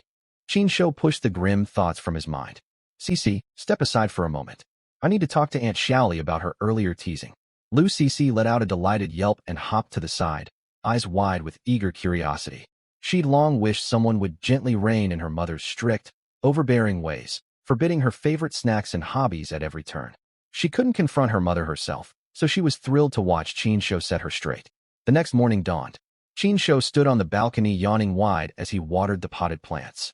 Heavy rain still poured outside, far heavier than the previous day, yet the potted flowers still needed tending. Lu Tao and Yukino the Snow Maiden raised tigers as pets. Lu Tao's cub was small and youthful, while Yukino's was large, plump, and docile. In contrast, Lu Xiaoli and Lu Cece loved tending potted blooms, claiming gardening calmed the mind and refined one's temperament. The rose bush Qin Shou was watering belonged to Lu Xiaoli, a single vibrant crimson rose with sharp thorns, alluring yet hard to approach. Lovely scent, Qin Shou murmured, breathing in the rose's aroma before moving the watering can to tend Lu Cece's pots. Its soft, sweet fragrance lingered in the air, intoxicating to anyone who breathed it in. The single rose would have looked lonely alone, so delicate leafy grass filled the planter as decorative foliage, carefully tended to create a balanced, beautiful display. The patter of rain mixed with the stream of water from his can. Lu Cece's flower arrangement was far more unrefined than her mother's rose bush. She grew an extremely rare, top-grade daffodil, said to be one of the most sought-after varieties in floral lore. Qin Shou knew little about botany, only having glimpsed brief mentions in old books. Its petals were translucent pure white, with tiny pale pink stamens at the center that fluttered like dancing butterflies, in appearance worlds apart from ordinary daffodils. Where Lu Xiaoli's garden was meticulously arranged, Lu Cece's planter held sparse, thin greenery that only served to frame the single precious daffodil. She was still young and lacked the patience for meticulous gardening, letting the plant grow wild and untamed. Only with age and a shift in mindset would one devote careful attention to nurturing flowers as a way to soothe the spirit. All finished. After watering the plants, Chinsho stroked his two tiger pets, the small cub and plump adult beast, who lay curled side by side snoring loudly, drooling in their deep sleep, likely dreaming of tender, fresh meat. He left them undisturbed and checked the time, then called out loudly to wake everyone. Everyone up. It's noon, time for lunch. Chinsho retrieved an abundant spread of food from his spatial ring, laying every dish out across the dining table. Lu Tao and the others stumbled out of their rooms rubbing sleepy eyes, washed up, then wandered slowly into the living room to eat. You all sleep straight through until midday now. This routine won't do. Chinsho sighed, chiding them lightly. Only a few days prior, he'd been the one oversleeping. Now the tables had turned. We only stayed up late last night. Lu Xiaoli shot him an unamused glance. Mutated beasts and rioting zombies roamed non-stop until dawn. We only got to meditate and rest once the chaos died down. She accused him of growing overconfident after his stat boosts, acting as if he was untouchable. I scanned the area with binoculars just now, Chinsho said, biting into a steamed bun Yukino handed him. The rain's worse than yesterday, and the zombie horde swelled to match the massive night swarms we saw our first few days here. He set aside his unopened carton of milk to store for later use. Chinsho, conditions in the lost city grow grimmer by the day. Tomorrow's our final day of survival. How do we plan to evacuate? Lu Xiaoli pulled Lu Sisi away from their playful tussle over food and turned to ask the critical question. Their temporary luxury shelter was comfortable, but escape posed a major problem. Unlike the tutorial zone with a fixed exit gate, this mission required waiting for official rescue evacuation with no predetermined exit point. Brother Qin, you'll figure out a way, right? Lu Sisi bit happily into a grilled sausage and smiled brightly at him, placing absolute faith in his luck and ingenuity. She'd witnessed his incredible fortune firsthand during their card games. He constantly drew the strongest hands, royal straights, four-of-a-kinds, and unbeatable wild card combinations no matter how the deck was shuffled. Even when the others secretly swapped cards to tip the odds, his hand remained unrivaled. Chinsho knew it was simply his supreme fortune trait activating nonstop. We'll take things one step at a time. Chinsho sighed. Biting into a meat bun Lu Xiaoli passed to him, his brows furrowed with worry. I can't predict what tomorrow's night will bring. Remember we arrived after dark, and we must depart after dark too. The night hours are when danger peaks here. The steamed bun was delicious, yet he ate distractedly, unable to ease his anxious thoughts. Once lunch concluded, Chinsho petted his newly awake, yawning tiger pets before returning to the balcony to resume shooting practice. The zombie horde outside had grown even denser overnight. Thinning their numbers was critical to avoid being overwhelmed once darkness fell. Take cover immediately, put on full combat gear. Chinsho had barely stepped onto the balcony to stretch when he spotted unfamiliar survivor figures gathering at the compound's iron front gate. Some scaled the perimeter wall, while others studied the gate's locking mechanism, all desperate to break into the upscale residential complex for safer shelter. Word of the quiet, secure compound had finally spread to other survivors, though they'd arrived far later than expected. Located in the city center rather than the outskirts, the complex had been ignored the first few days while survivors hunkered down in their original shelters. But repeated nighttime, mutated beast raids that wiped out nearby groups forced everyone to search for sturdier, safer hiding spots. The only reason no one had stormed the complex earlier was the nightly monster incursions deterring trespassers. What should we do, Brother Qin? Lu Tao quickly suited up in full Tier 6 helmet and body armor, rushing to Chinsho's side to ask. We can't let them inside. Even with dozens of empty apartments, more human presence will draw mutated beasts straight to our building. If we chase them off, they'll only return with larger groups to force entry. Chinsho lifted his M700 sniper rifle, peering through its high-powered scope to lock onto a survivor mid-climb over the wall. His shot spoke for itself. The bullet struck its target dead center. The survivor collapsed motionless outside the perimeter wall. Days of non-stop shooting practice against endless zombie targets had honed his marksmanship to perfection. Heavy rainfall, long distance, and height differentials did nothing to throw off his aim, amplified further by his supreme fortune trait. Every stray shot landed true as the targets shifted unknowingly into its path. He felt no guilt over eliminating the trespasser. Survival meant harsh choices in this ruined world. There's someone shooting from inside. Obviously survivors live here. Look how clear of zombies this whole zone is, with dozens of dead walkers piled outside the walls. They've got a sniper rifle. That just proves this compound's far safer. If we sneak in quietly, we can hole up in any empty high-rise apartment. Good point, boss. Let's fall back for now. Agreed, but we'll circle back later to scout how many survivors are stationed inside. Understood, boss. Only bold survivors live to see another day in the wasteland. Though they'd just lost a teammate to the sniper shot, they'd long grown desensitized to death. They'd killed rival scavengers themselves countless times over the past week. Their crude handguns lacked the range to counter Qin Shou's sniper, so they opted to retreat temporarily. A calculated survival instinct forged through days of barely clinging to life. The complex held 8 residential towers, and they planned to slip through an unguarded section of the perimeter later to claim an empty luxury flat for their group. Over here, let's go. They quickly revised their plan and moved away from the complex's main gate. At the same time, Qin Shou was about to aim at a second target, only to watch them all duck into cover without delay, leaving him unable to track their positions. This is trouble. They've got a leader, someone sharp among them. Worse still, they've adapted to post-apocalyptic survival and formed a cohesive squad. Qin Shou let out a long breath, his expression growing grim. Survivors who'd grown and organized this quickly were the most dangerous foes he could face. Sister Lu, let's put on rain ponchos. The rest of you can skip them. Follow me downstairs first. There was no time to hesitate. Qin Shou's mind instantly mapped out a plan. They'd grown used to surviving the end of the world, but so had he. Though he hadn't endured their brutal, desperate hardships, that didn't make him any less capable. He pulled out rain ponchos he'd bought long ago and suited up alongside Lu Tao. The others simply donned their combat uniforms. Within minutes, everyone was fully equipped, and the group hurried down to the 4th floor.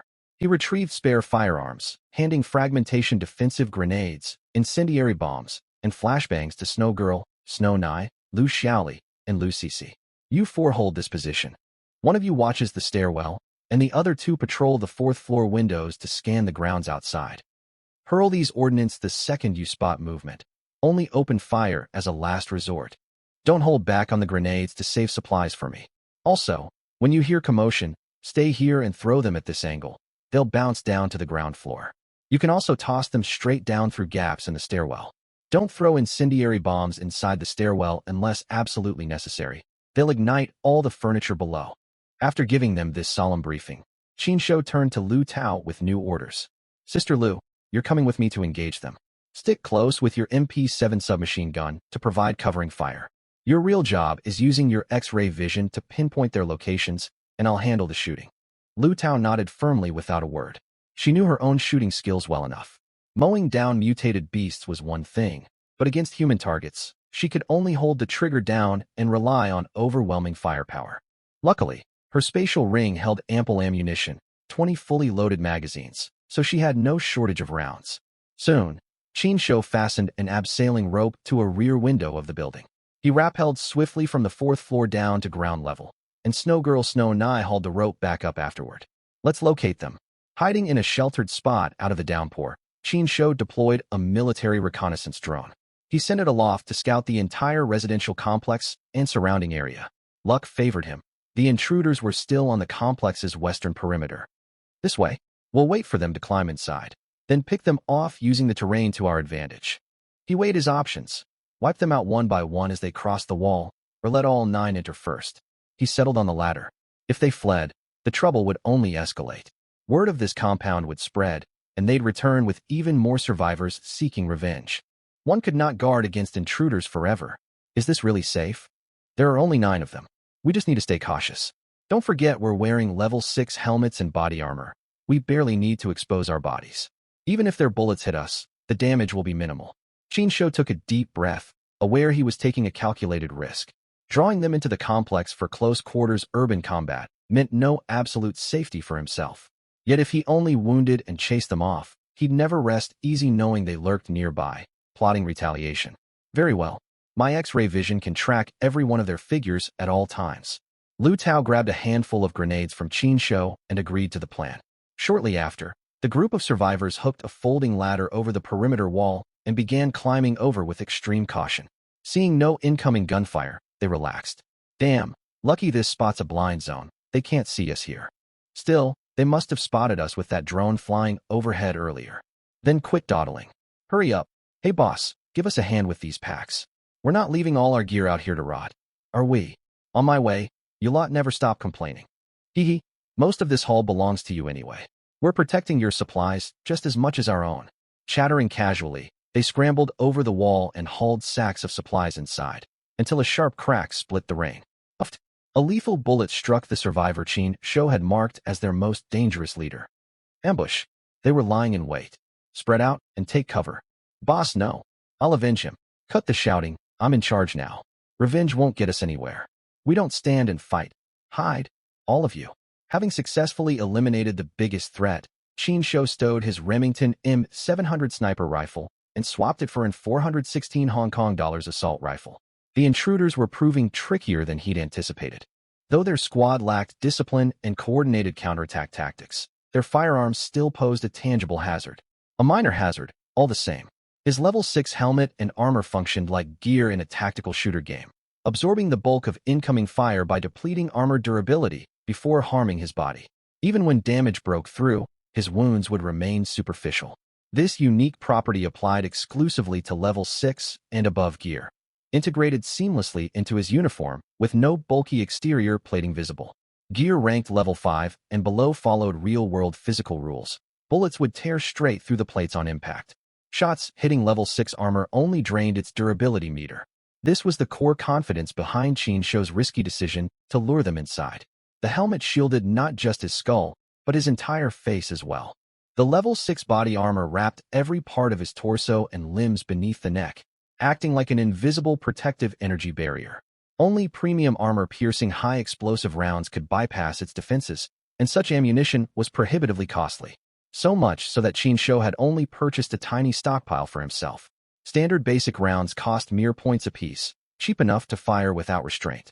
High-grade specialty ammunition, however, mirrored the pricing in military simulation games. A single cartridge could run hundreds, thousands, even tens of thousands of points. Few survivors could afford to waste such rare, valuable ordnance.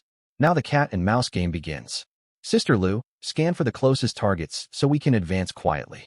Qin Shou ordered Lu Tao to resume tracking their positions with her X-ray sight. Guided by her pointing finger, they crept forward only when the intruders ducked out of sight. With her ability, they could never be ambushed by hidden gunmen. Uffed. His suppressed HK-416's bullet buried itself in one survivor's back. Arg! The loud cry instantly alerted the rest of the group, forcing them to relocate again. Several bolted into one of the residential buildings. It was useless.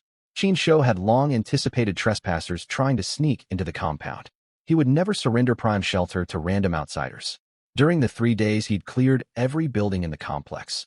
He'd used the convenience of his spatial ring to block all stairwells from the ground to third floors. The block was made with heavy, immovable furniture. The only alternative entry was scaling the exterior walls, and none of the intruders possessed that skill. Even Qin Shou himself could only fight from ground-level cover, unable to climb back into any residential unit. He'd already shot apart the abseil rope he'd used to descend earlier. Damn it, this building's locked down tight. They've barricaded every stairwell. They even pried open the elevator shafts and stuffed them full of debris. A furious shout echoed from one trapped survivor. No way up the stairs, no elevator access, and their folding ladders were far too short to reach second-floor balconies. The ground to second-floor height in this luxury complex topped 5 meters. Damn it all. Uffed. Oh, shit. Another unseen shot took down a second intruder. A third cried out in shock, only to be cut down by a burst of follow-up rifle rounds. Qin Shou's assault rifle delivered precise killing blows with the first shot. For secondary targets, he sprayed fire across their general hiding spots. Target neutralized. Let's move to search the rest of the grounds. There's one over there. Wait. Another's heading straight for our main building, where the girls are posted. Lu Tao's X-ray vision tracked their movements, spotting the survivor rushing towards Snow Girl, Snow Nye's position. She grabbed her phone to send a warning message, and Qin Shou made no move to stop her. They were safely concealed, so alerting the others posed no risk. After sending the text, Qin Shou hurried toward the main building. Guided by Lu Tao's sight, he locked onto the fleeing intruder. Uffed. Another kill. This victim never got a chance to scream. Qin Shou landed a clean headshot. The remaining survivors are all hiding far out of range. My vision can't stretch far enough to track them anymore. Lu Tao rubbed her strained, aching eyes to warn him. No rush. We'll take it slow. This heavy rain masks all our movement and noise. Qin Shou brushed rainwater from his cheeks and patted Lu Tao's shoulder. The cat and mouse hunt continued, one enemy eliminated after another, until every last intruder lay dead. He let out a heavy sigh of relief. You holding up all right? Fine. I thought witnessing all these deaths would unsettle me, but it didn't. The desensitization training we did fighting mutated beasts beforehand really worked. Lu Tao closed her eyes to rest her strained sight, a faint relieved smile tugging at her lips. Safety had returned, and joy followed naturally. As for the dead intruders, they were simply gone. Even if they'd been decent people, she couldn't risk letting outsiders into their refuge. Every stranger brought new hidden threats, and their own survival came first. Hee, that's the spirit. Let's check what supplies they stashed in their packs. Aside from rations and drinking water, there's piles of gold jewelry. They must have looted local jewelry stores or ransacked residential homes for valuables. Lu Tao hurried over to sort through the haul alongside him, eyes lighting up at the valuable finds. Luckily, Qin Shou had cleared space in his spatial ring by moving supplies into the rooftop lounge before descending, leaving ample storage for the new plunder. Brother Qin, look, there's a solid gold statue here. Whoa, this lucky cat must have been a custom commission for some wealthy tycoon. Regular jewelry stores wouldn't carry something this large. Qin Shou leaned in to inspect it. The statue was obviously priceless. He channeled electromagnetic sensing to test its composition. Pure solid gold, no alloy fillers mixed in at all. They'd struck an enormous windfall, all thanks to the ill-fated scavengers delivering high-value treasure straight to their doorstep. If the intruders had escaped with this haul, they would have rapidly expanded their power and resources. This incident also served as a stark warning for Qin Shou. Countless survivors roamed these wastes, and many possessed powerful advantages of their own. Bands of raiders who plundered weaker groups to fuel their own growth. Whoever seized opportunities first gained an unending edge. This was brutal post-apocalyptic reality, not fiction. He could never treat every survivor like a mindless enemy NPC. Most were ordinary people, but ruthless. Powerful factions would inevitably rise up to challenge him, just like the squad they'd wiped out today. I have to grow stronger, no matter what. Only once they returned to the rooftop lounge did the entire group finally relax. There was no telling if more scavengers would come.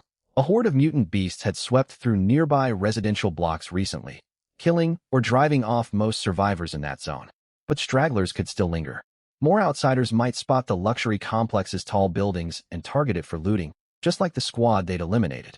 We'll set up rotating sentry shifts from now on. We can't let our guard down for a single moment. Snow Girl Snow Nai helped Qin Shou peel off his rain poncho, then stripped his damp combat uniform, leaving him only in a pair of shorts. Lu Tao removed her level 6 helmet and armor with assistance from Lu Sisi. None of the women objected to Qin Shou's new order. They all recognized it as the only sensible precaution. With 5 people total, rotating watch shifts would place minimal strain on everyone. Ease up a little, no need for such heavy tension. Come see the haul we just captured. This squad got incredibly lucky.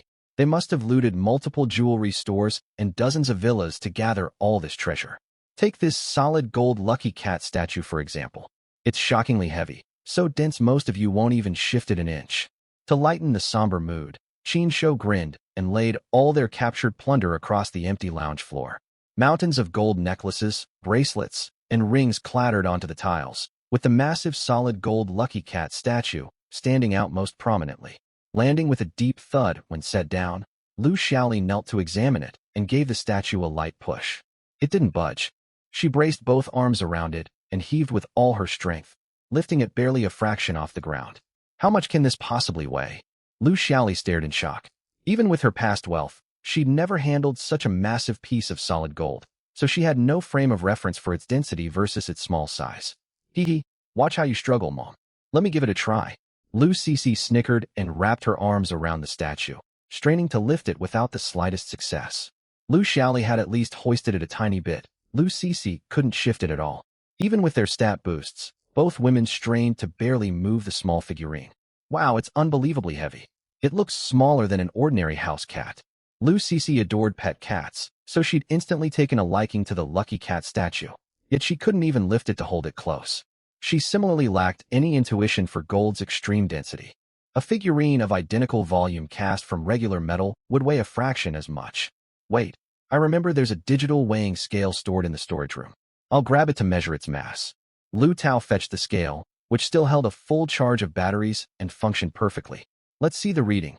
All four women leaned in, buzzing with excitement. Though the jewelry pile was sizable, none of the individual pieces held anywhere near this statue's value. Qin Shou lifted the golden cat with visible effort. Even for him, its weight was a burden far greater than Snow Girl Snow Nye's full body mass. He set the statue onto the scales platform. The display read kilograms, and he quickly converted the unit for the others. 177.776 Gene? That's more than half our individual body weights. Everyone stared in disbelief at the tiny cat-shaped figurine's staggering heft. Even Lu Tao, who'd guessed its approximate mass beforehand, was stunned by the exact measurement. Let me recalculate the exact gram weight. This was clearly custom-made for a wealthy tycoon, so the number must carry symbolic meaning. After a quick mental conversion, Qin Shou gasped out the total. Precisely 88,888 grams. 5/8 in a row, it all makes sense now. The original owner chased the lucky fortune symbolism of 8, signifying wealth and prosperity. 88,888 grams. Based on pre-apocalyptic gold prices, this single statue would have been worth nearly 80 million yuan just for the raw gold material alone. Lu Tao calculated, equally astonished. That's roughly right, accounting for market price fluctuations up or down. But that's only the base metal cost. Look at its intricate hand-carved detailing, factoring in labor fees, and knowing the commissioner spared no expense for the symbolic 88,888 gram weight. The full finished asking price was likely set at exactly 88,888,888 yuan. Exactly 8/8. Now that he looked at it, it made perfect sense. It fit the boss's personality perfectly, rich and wildly extravagant. Wow, that's something else. This boss really has money to burn, and he's bold enough to splurge like this. Imagine a solid pure gold statue weighing nearly 180 jeans sitting on a sturdy, high-end solid wood table. Anyone walking in would freeze for 3 full seconds. Lu Tao stared at the plump golden Maneki Nico glowing with soft luster and sighed. Yukino the Yuki Onna said nothing the whole time, only gently stroking the pricey golden cat. Hee, that's our rough estimate, but who knows how many exchange points this thing's worth. Speaking of which, those statues weigh a ton. How did the other survivors haul it in here? Lu Tao picked up Qin Shou's question, genuinely curious. She'd watched several of the survivors effortlessly lift backpacks and suitcases, then hoist them over the compound wall. Some dropped items straight to the ground. Others lowered them slowly with ropes. Someone among them must have rolled stat buffs, boosting physical strength.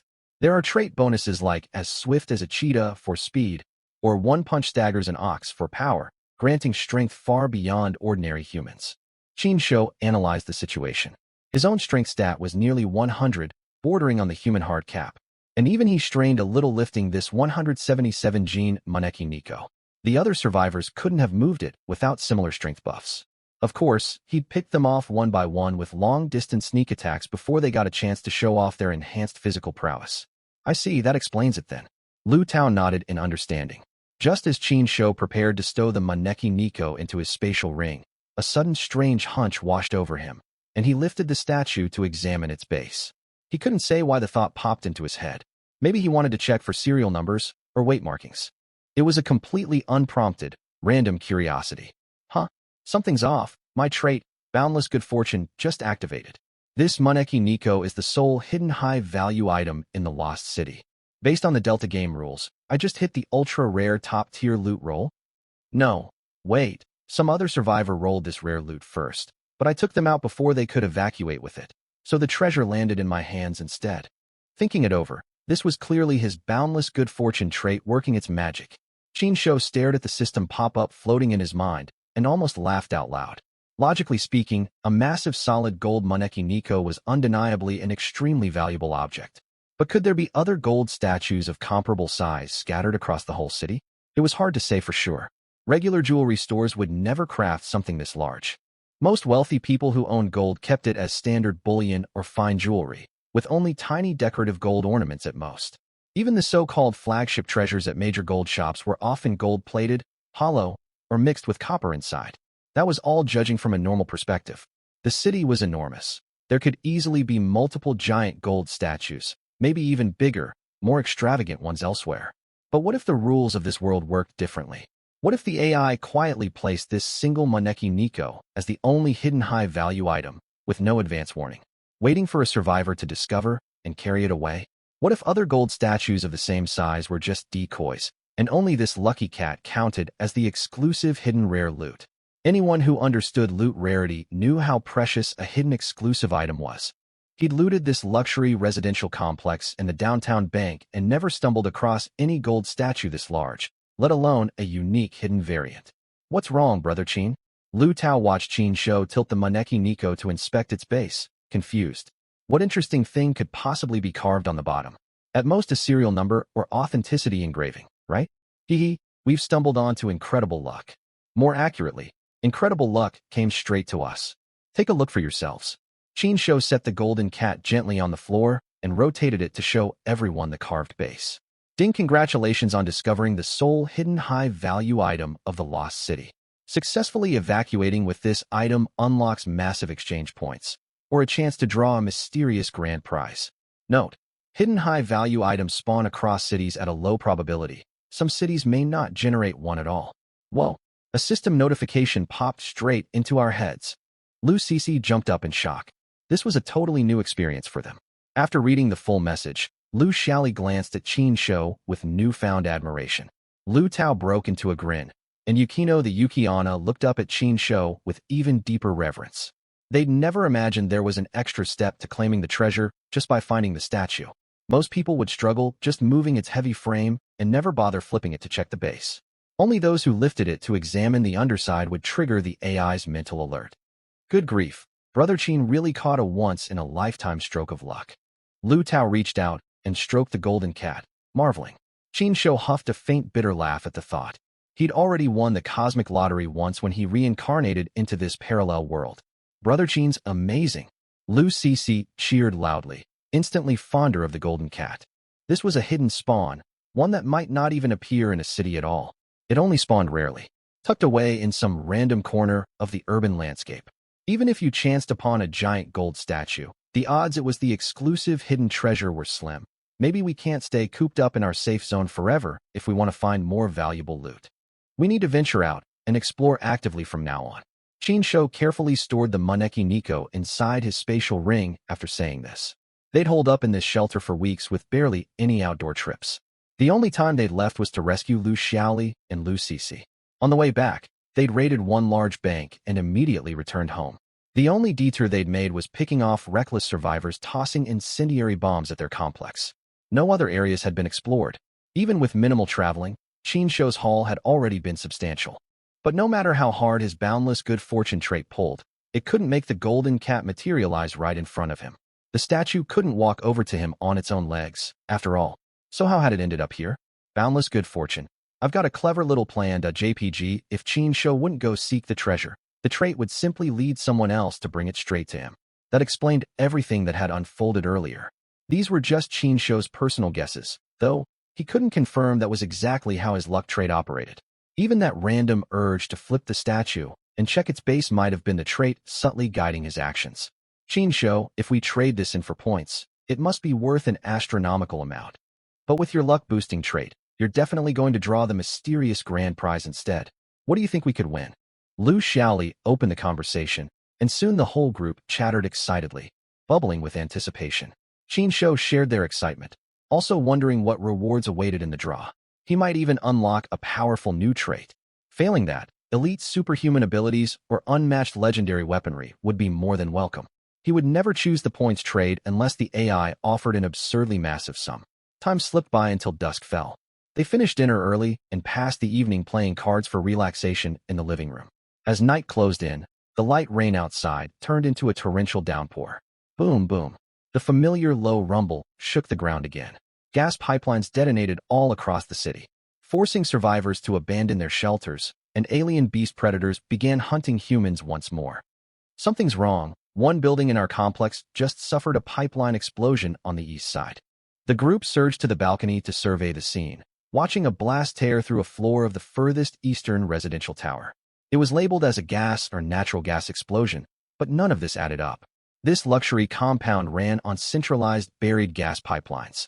There were no portable gas canisters to detonate. Worse yet, water and power had been cut off long ago, and the gas supply had been shut down alongside them.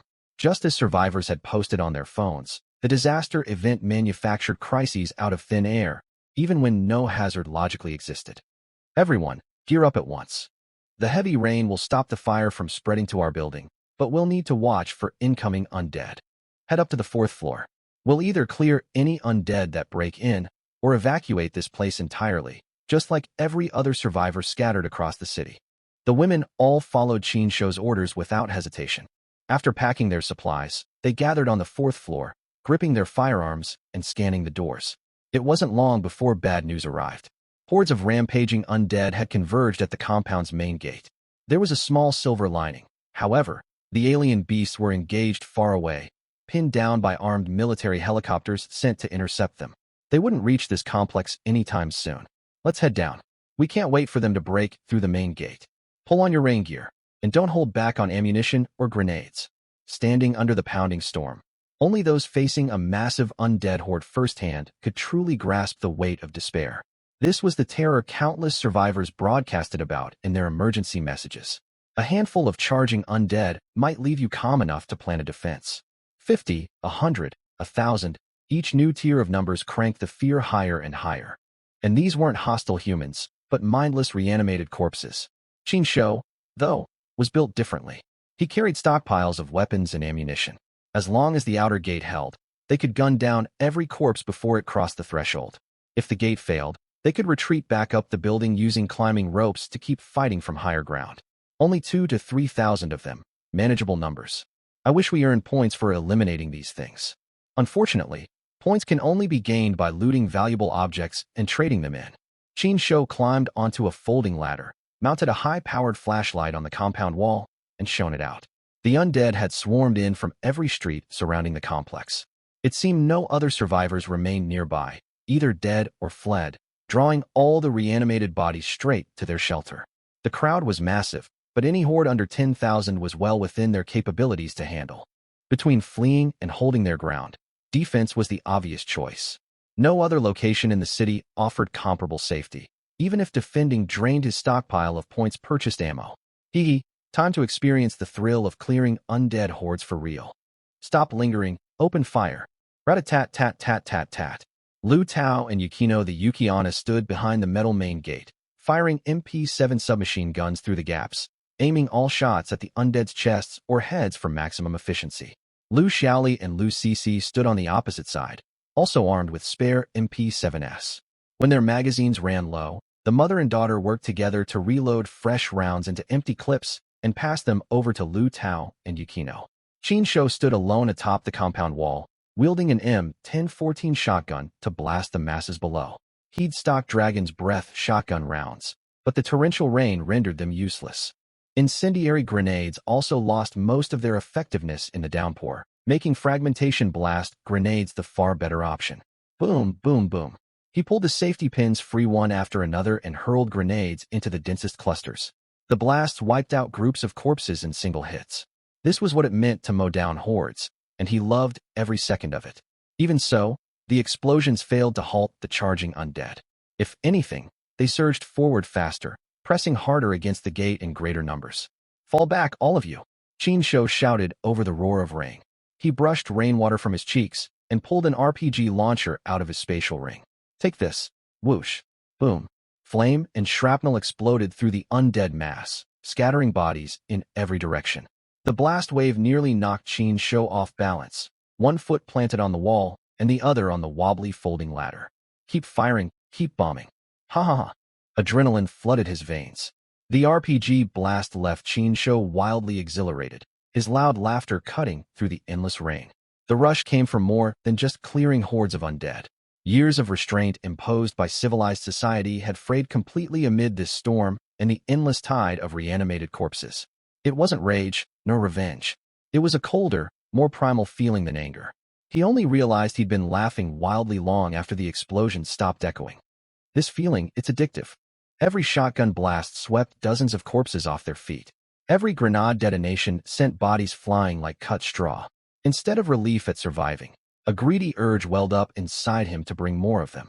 The sensation of standing high above, deciding who lived and who died, rushed through him like strong liquor, making his scalp tingle. A regular person handed overwhelming, unchallenged power would inevitably grow fond of the power to destroy. It had nothing to do with justice or basic survival instinct. A primal switch deep in human nature had simply flipped on. When you knew you were completely safe and wielded unmatched firepower, fighting for survival blurred into a game. Resistance blurred into indulgence and destruction. Mercy only became a liability in this fallen city, yet destruction carried an intoxicating pull. Many other survivors in the lost city had surely walked this same path. They'd abandoned cooperation, turning on one another to fight over limited supplies, eventually rising to become warlords, tyrants, unchallenged overlords of broken districts. Wait a minute, am I sliding down a path of mindless destruction? Am I turning into some harbinger of ruin? He shook his head hard to dispel the unsettling thought. But fresh waves of undead rushing forward dragged his focus back to combat. He reloaded his shotgun non-stop, firing down into the horde, tossing grenades whenever their numbers thickened. This continued until nearly every corpse outside the gate lay motionless, leaving only a tiny straggler group scattered about. Only then did Qin Shou's wild exhilaration fade away. Click, click. He tried lighting a cigarette, only for the rain to soak it instantly before he could take a single drag. His high had worn off, replaced by a hollow, empty feeling. Shoving the thought aside, he calmly swapped to his 416 Hong Kong dollars rifle and picked off the remaining stragglers one by one. It's over. Good news, the alien beasts weren't drawn over by all the gunfire and explosions here. We can finally rest properly. The moment Qin Shou finished speaking, the four women behind the gate collapsed to the ground, gasping for air after hours of unrelenting tension. They'd felt a similar surge of adrenaline mid-fight, though none had grown as unrestrained and intense as Qin Shou. Qin Shou patrolled the wall a little longer, scanning every shadowed corner to confirm no stray undead lingered nearby, then climbed back down using the folding ladder. Come here, let's all embrace each other. No need to ask why. Right now, this is exactly what we all need. He spread his arms wide, and without hesitation, all four women stepped forward and pressed into his embrace. Their frayed nerves settled instantly in one another's warmth. There was no lingering panic after narrowly escaping danger, only bone-deep exhaustion that only human warmth could soothe. Once the adrenaline faded, their hands shook and legs went weak.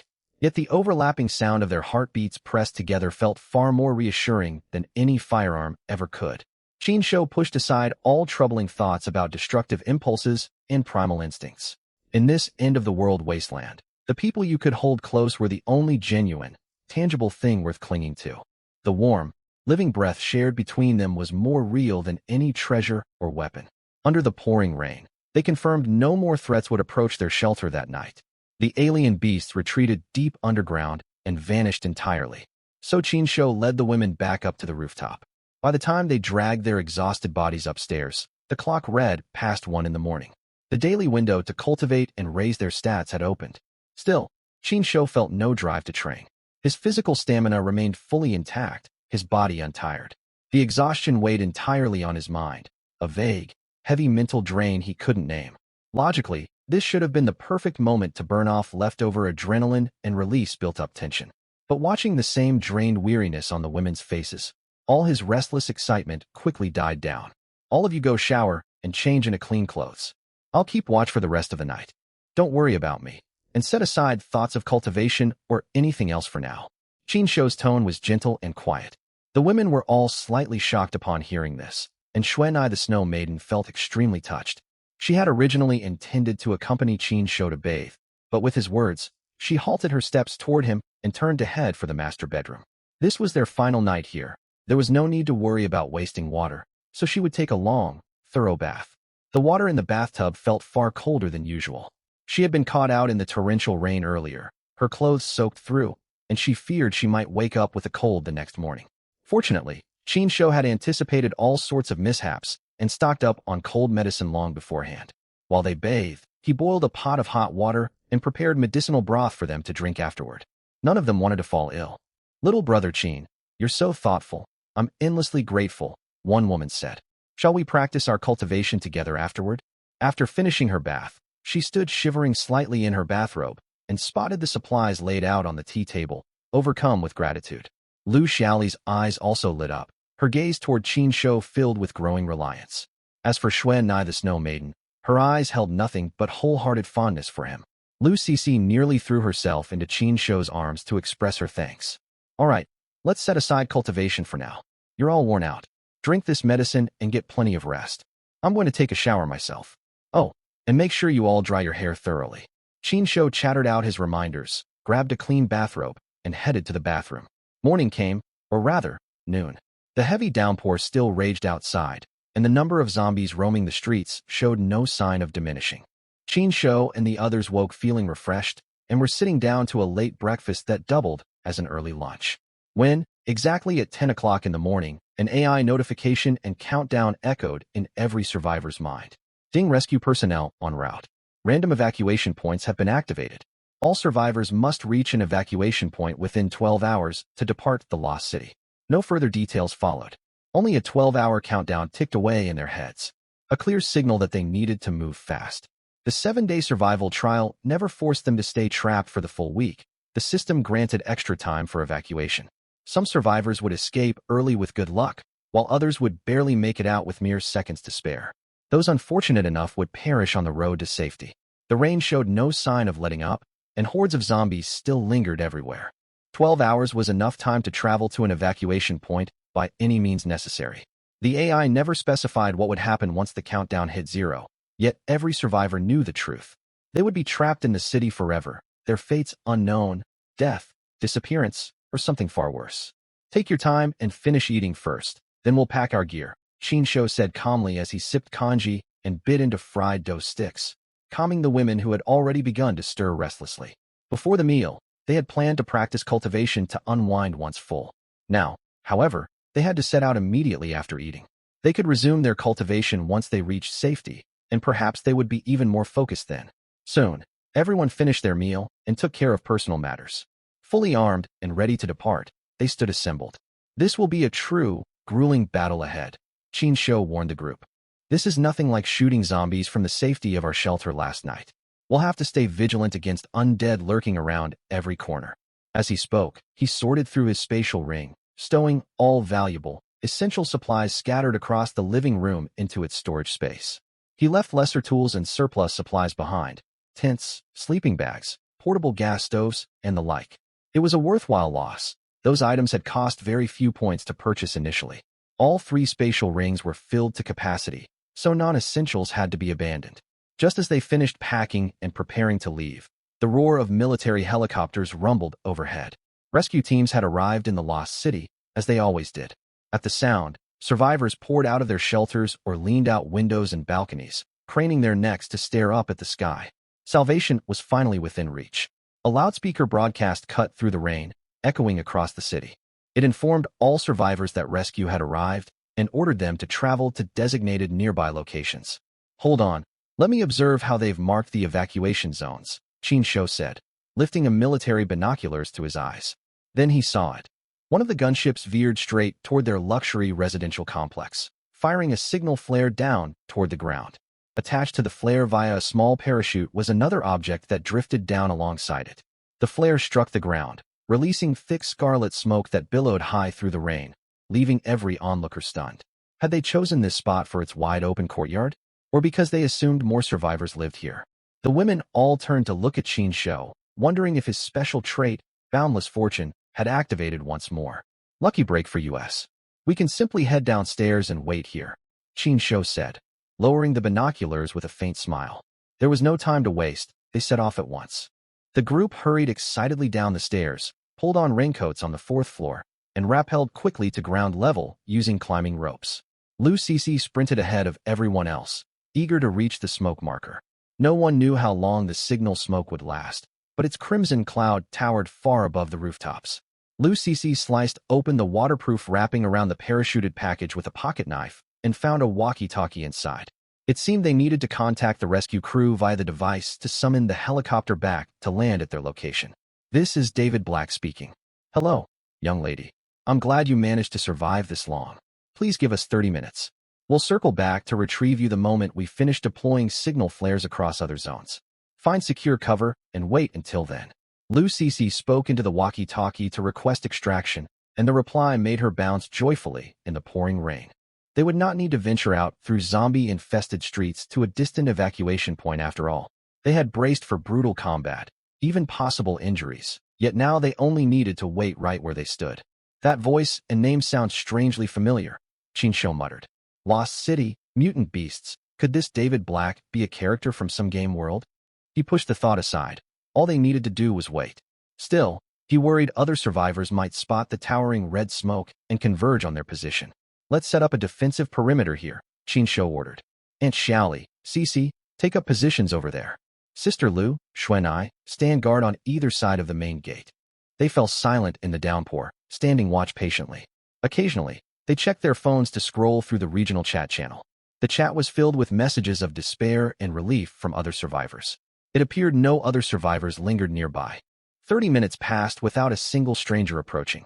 At last, a large, imposing military helicopter descended into view. It hovered roughly 15 meters above the ground, lowering a rappelling line, from which a burly white-haired man descended to meet them. Greetings, everyone. I'm David Black, the one you spoke to on the radio earlier. Just 5 of you here? Fewer than I expected. David wore no military uniform and offered no rank, dressed instead in a tailored suit with only a Desert Eagle holstered at his waist. He had come down to help survivors fasten safety harnesses before they climbed aboard via the lift system. Huh, you folks seem quite familiar with this gear, he remarked in surprise when he saw Qin Shou's group already strapped into harnesses, ready to ascend. I take it this is your team, young man. You've done well, and your weaponry is impressive too. Qin Shou stepped forward to greet him, certain now that this was indeed a character from Counter-Strike. Thank you for the compliment, Uncle David. Haha, the credit's all yours, kid. I saw the horde of zombies outside the gate. You must have fought tooth and nail to hold this place.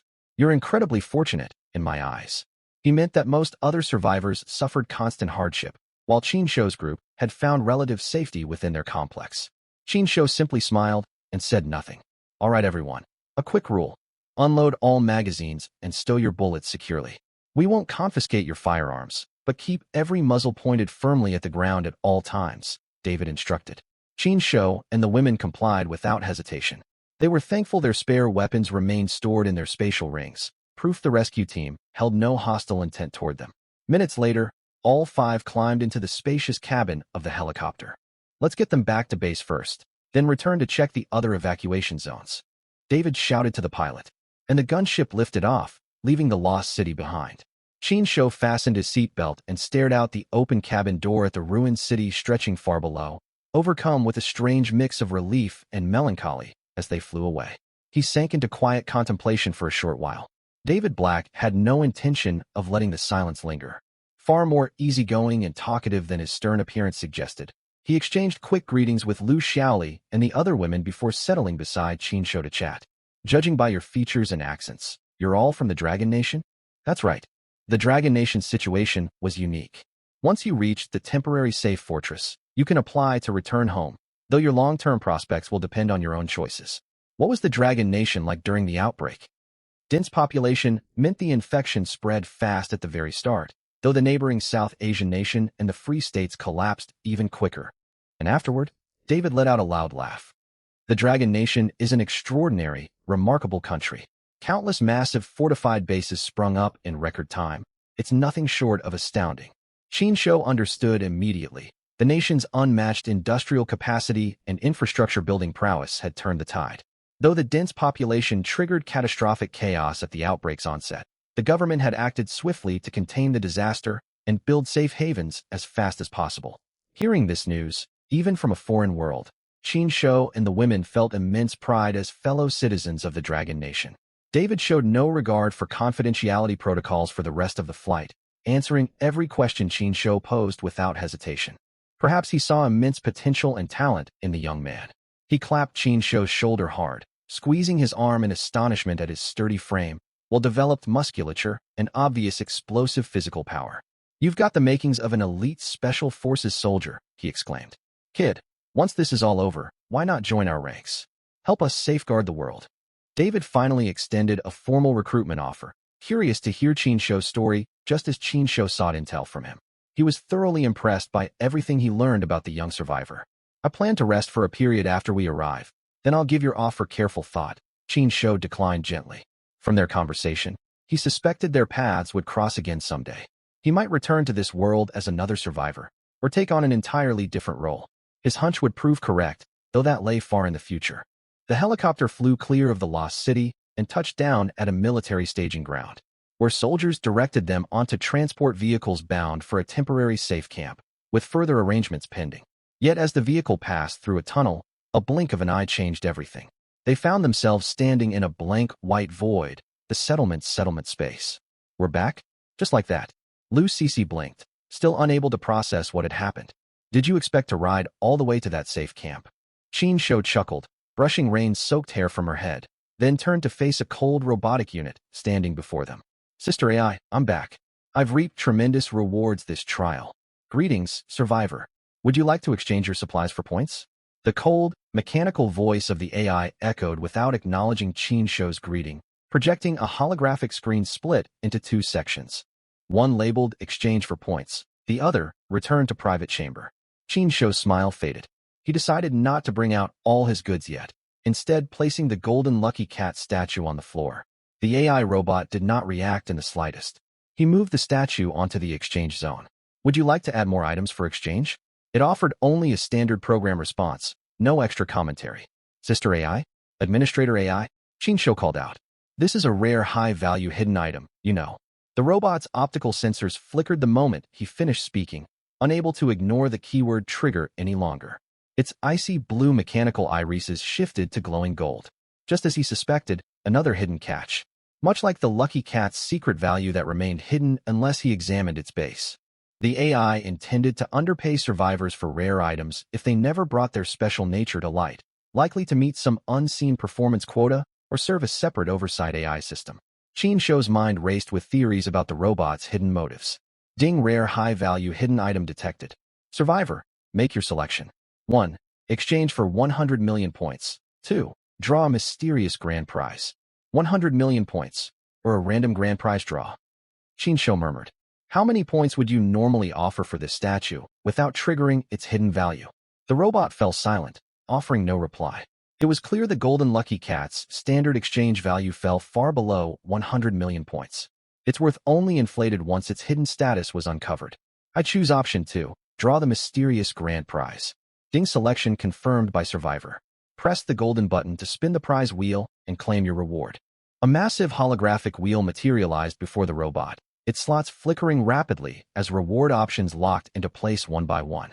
30 distinct prizes finalized before the wheel began spinning at high speed. The options flashed too quickly to read in full, yet Qin Shou caught glimpses of several rewards as they passed. Level 1 Superpower. Hydrokinesis Superpower Upgrade Card, 1 billion points, 50 million points. Each reward occupied a different sized slice of the wheel. A large golden button hovered in front of Qin Shou. Pressing it would slow the wheel until the pointer locked onto a single prize. Phew, the rewards cover everything. Traits, powers, weapons, skill experience, and points, Qin Shou muttered. I wonder what my luck will land me this time. Without hesitation, he pressed the button, relying fully on his boundless fortune trait to guide the result. The rapidly spinning wheel gradually slowed to a halt. The four women stood silently behind him, not daring to interrupt, hoping his extraordinary luck would grant him an incredible top-tier reward.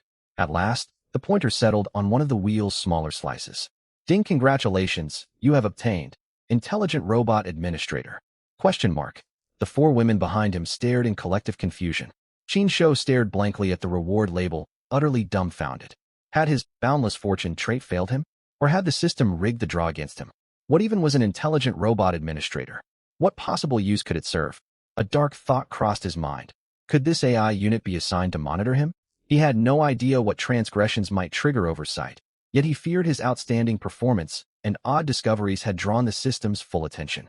It never hurt to prepare for the worst-case scenario. Can I pick a different reward instead? It did not react at all. With a soft pop, the robot tossed a huge gift box right in front of Qin Shou. Can you tell me what this Intelligent Robot Administrator is even for? Hello, survivor. Would you like to exchange supplies for points? The spinning wheel vanished, leaving only holographic panels labeled Exchange Zone and Return to Private Room. Meanwhile, the robot's golden eyes gradually faded back to their original icy blue glow. Had the unique personality core that resided within it left? Lost in thought, Qin Shou quietly opened the large gift box. A fragrant penguin? Wait, what's going on here? The moment he lifted the lid, Qin Shou thought he saw a tiny mechanical penguin and let out a casual remark based on familiar memories. Before he could process the sight, the robot in front of him underwent a full transformation, eventually taking the exact form of the fragrant penguin he knew so well from his past. Beep, beep, beep, beep. The fragrant penguin's eyes flickered open. Streams of data raced across its figure, and its stiff features softened into vivid, lifelike expressions. Was this truly an automated robot? It looked indistinguishable from a real living creature, with no mechanical traits visible anywhere on its body. Wow, it's Goo Goo Gaga. Brother Qin, isn't this your official mascot? Your entire company's brand and trademark are based on this character. Lu Cece had the most dramatic reaction upon seeing the fragrant penguin administrator. Long before the apocalypse, Qin Shou had recreated this penguin character for himself. Before filming his television series, he hired agents to register an entertainment studio named Goo Goo Gaga Entertainment. The brand's cartoon mascot had nearly sparked a lawsuit with a major tech tycoon, but the case was dropped since Qin Shou's design was a distinct original anime character. Besides this penguin mascot, he had created many other symbolic figures for each of his ventures. Wow, it really is. Qin Shou, you turned the random intelligent administrator you drew into this penguin you love so much, didn't you? Lu Tao looked on in surprise. Her daughter had owned multiple Goo Goo Gaga plush toys. What was originally just a corporate trademark had grown into a beloved online anime icon, thanks to Qin Shou's careful brand management. Mumble, Gu Jie. I am the administrator. Yes, level 1 administrator. Hello everyone. My name is Goo Goo Gaga, Master's personal steward. You may all call me administrator. At first dazed and sluggish, the fragrant penguin quickly grew lively. It hopped excitedly in place and greeted the whole group warmly, acting as if it had no need to hide its true nature. Qin Shou's mouth twitched nonstop, unsure whether to feel delighted or flustered. Had he really drawn an incredible reward? The group soon gathered around Goo Goo Gaga to ask it questions. It already held complete data on every member of the party without needing any introductions, and it recognized Qin Shou as its sole master. This so-called administrator functioned as an all-purpose household steward. Goo Goo Gaga reporting, Master. Due to my level 1 access, my available features are limited. I have no information on level 2 permissions. They remain locked, and I believe they will unlock only after the train receives an upgrade. When Qin Shou asked for a breakdown of its level 1 capabilities, the penguin explained its functions. Remote goods retrieval. It could travel through a special spatial passage to collect items purchased from the dining car and market car directly, saving Qin Shou the trouble of queuing in public and drawing unwanted attention. It only needed to open the private room's partition to enter this transit space. Automatic space sanitation. The private room would stay spotless at all times. It could instantly refresh bedding, clothing, and linens to a fresh, sun-dried state without requiring washing or drying machines. Note, this refresh ability did not apply to weapons, gear, or props, and only worked on objects inside the private room.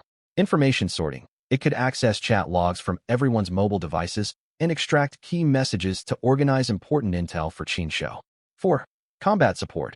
It could accompany the group outside the private room to join battles anywhere. It possessed identical base stats to Qin Shou, with no unique superpowers or trait buffs. But it had an infinite health pool. It could never die, and any damage sustained would repair itself automatically after a short time. Most notably, while all survivors aboard the train were forbidden from fighting or harassing one another, Goo Goo Gaga was exempt from this rule. It could stand up to hostile survivors who deliberately provoked Qin Shou's group, such as taunting, unwelcome advances, or verbal abuse, and defend the party by force when such offenses occurred. 5. Item appraisal. It retained partial AI analysis functions from the original robot, capable of sorting all looted goods and calculating their exchange values. To demonstrate, Goo Goo Gaga stretched out its tiny penguin flippers and pointed at all the items laid out from Qin Shou, Lu Tao, and Xuanai's spatial rings, commenting. Goo Goo Gaga says, Master, most of these goods hold very little exchange value. It singled out various craftworks to explain their market worth. How many total points will all of these add up to? Goo Goo Gaga will calculate right away. It scanned every item rapidly, then conjured a blank drawing board out of thin air to tally the numbers. After a moment, it displayed the final breakdown. Precious metals gold, platinum, silver, etc. Exchange value, approximately 1.5 billion points. Gemstones, jade, emeralds, exchange value, approximately 440 million points, including imperial green jadeite, rubies, sapphires, emeralds, and more. Antiques, artwork, handicrafts, miscellaneous wares exchange value, approximately 50 million points, including paintings, porcelain, jade carvings, bronze artifacts, and ivory sculptures. Total, roughly 1.999 billion points. Qin Shou and the others stared blankly at the numbers written across the board. Nearly 2 billion points, just a hair short of hitting 2 billion. The five of them felt a mix of joy and mild disappointment. On one hand, nearly 2 billion points was an enormous haul. On the other hand, the total fell far short of their earlier expectations. They had imagined raking in tens of billions of points on this trip. They had not anticipated that so many of their collected treasures would be valued so low by the system. Administrator, is this calculation accurate? Gugu Gaga confirms. Master, it is fully correct. It gestured toward the piles of antiques and art pieces to elaborate. These artifacts may carry 600 years of history, but their high prices in the old world came purely from brand hype, historical legends, and celebrity endorsements. The system only values raw materials and manual craftsmanship. All speculative markup counts for zero. Even among gemstones, diamonds hold minimal worth. Only extra-large rare stones carry significant value. All other jewelry categories score far lower than precious metals. Even the gold supply is valued lower than the market rates you knew before the cataclysm. Everything clicked into place. Precious metals were the most valuable commodity. Next came select large, rare gemstones, whose value had also been reduced by the system's conversion rules. Antiques, scroll paintings, and craftworks were judged solely by their material and labor cost, despite taking up the largest volume of space in their storage rings. All other goods followed the same valuation logic. Luxury vehicles, for example, suffered massive devaluation. Cars worth millions pre-apocalypse only yielded a few thousand points in exchange. Oh well, we grabbed whatever valuable-looking supplies we could find along the way. Our storage rings were meant to be filled to capacity anyway. Any low-value items we don't need can be discarded. Qin Shou sighed, accepting the lower-than-expected total. This data would help them prioritize which supplies to collect on future expeditions. Plus, they now had this adorable penguin steward to handle all item appraisal work. Ding! Total exchangeable points. 1,999,353,502. The full sum appeared within the holographic exchange zone. The system's official valuation matched Gugu Gaga's appraisal almost exactly. Unlike the penguin, the core robot would only display a single total point count without listing individual item values. To check the exact worth of each object, Qin Shou would have to submit them to the exchange panel one by one. Worse still, the settlement space was only accessible for a limited window. He had overlooked the timer earlier, but the hologram now showed 15 minutes remaining before the interface closed permanently. It's still a great haul all things considered. We definitely returned with plenty of valuable supplies. While the final point count lagged behind their hopes, the reasoning made sense. And Qin Shou was perfectly satisfied with the grand prize he had drawn, Gugu Gaga itself, a character he had always loved. Let's head back to the private room. Qin Shou waved his hand, and the group teleported instantly back to their living quarters.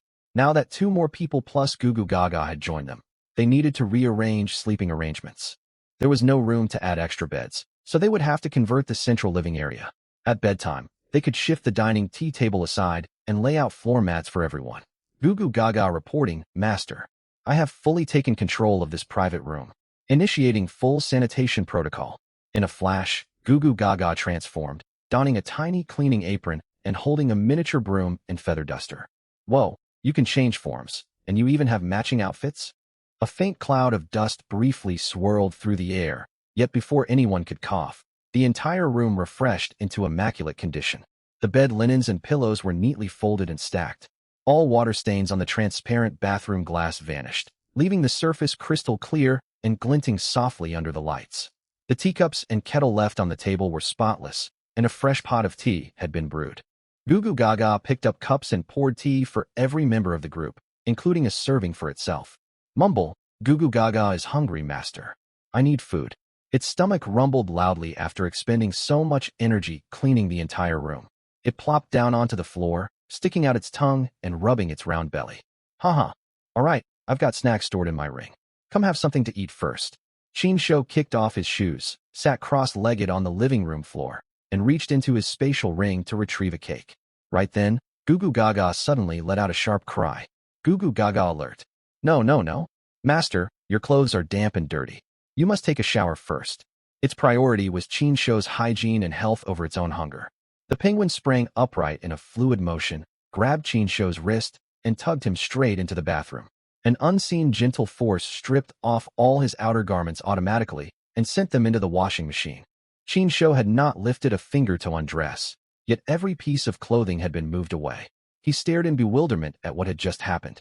Presumably, the steward was too exhausted from cleaning to use its instant refresh power and opted to launder the clothes normally instead. Lu Li and Lu Cixi, who had been quietly observing the room, snapped out of their daze. They saw Qin Shou seated on a small bench while Gugu Gaga lathered his hair. They hesitated, unsure whether to feel awkward or amused. What about their own showers? They would have to wait their turn, as there was only one bathroom with transparent glass walls decorated with delicate murals of celestial maidens.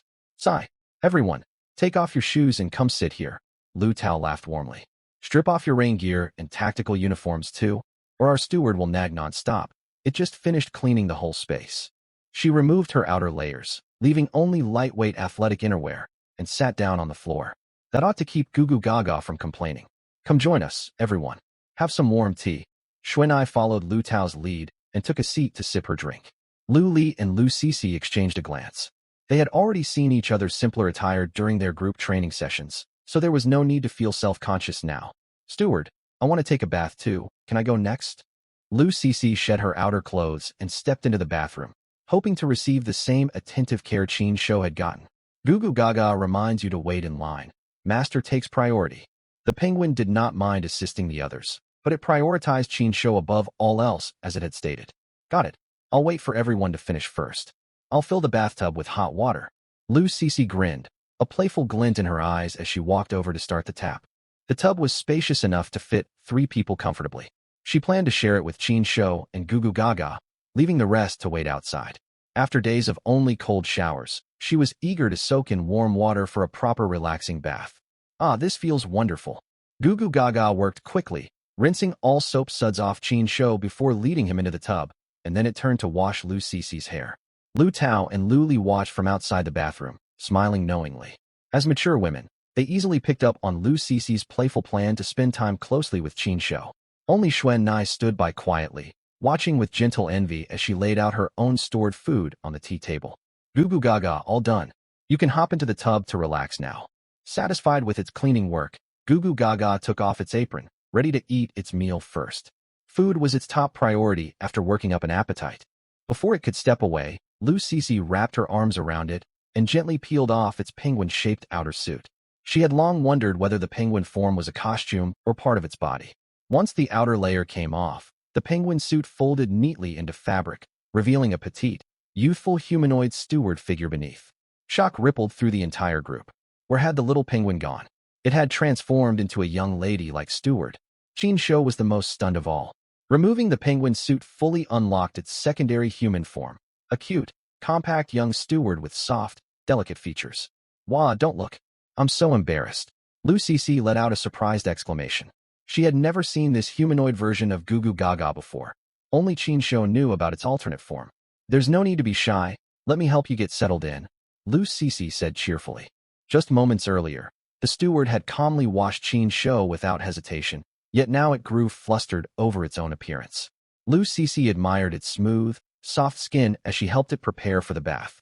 She adored Gugu Gaga in both its penguin and humanoid forms, and this unique ability to switch appearances felt like getting 2 companions in one. Haha. Come on, steward, join us in the tub. Lu Cixi pulled the small humanoid steward into the warm water, subtly shifting Qin Shou to the far corner of the tub so she could sit in the center with Gugu Gaga beside her. She rubbed her stomach lightly, already looking forward to sharing snacks after their bath.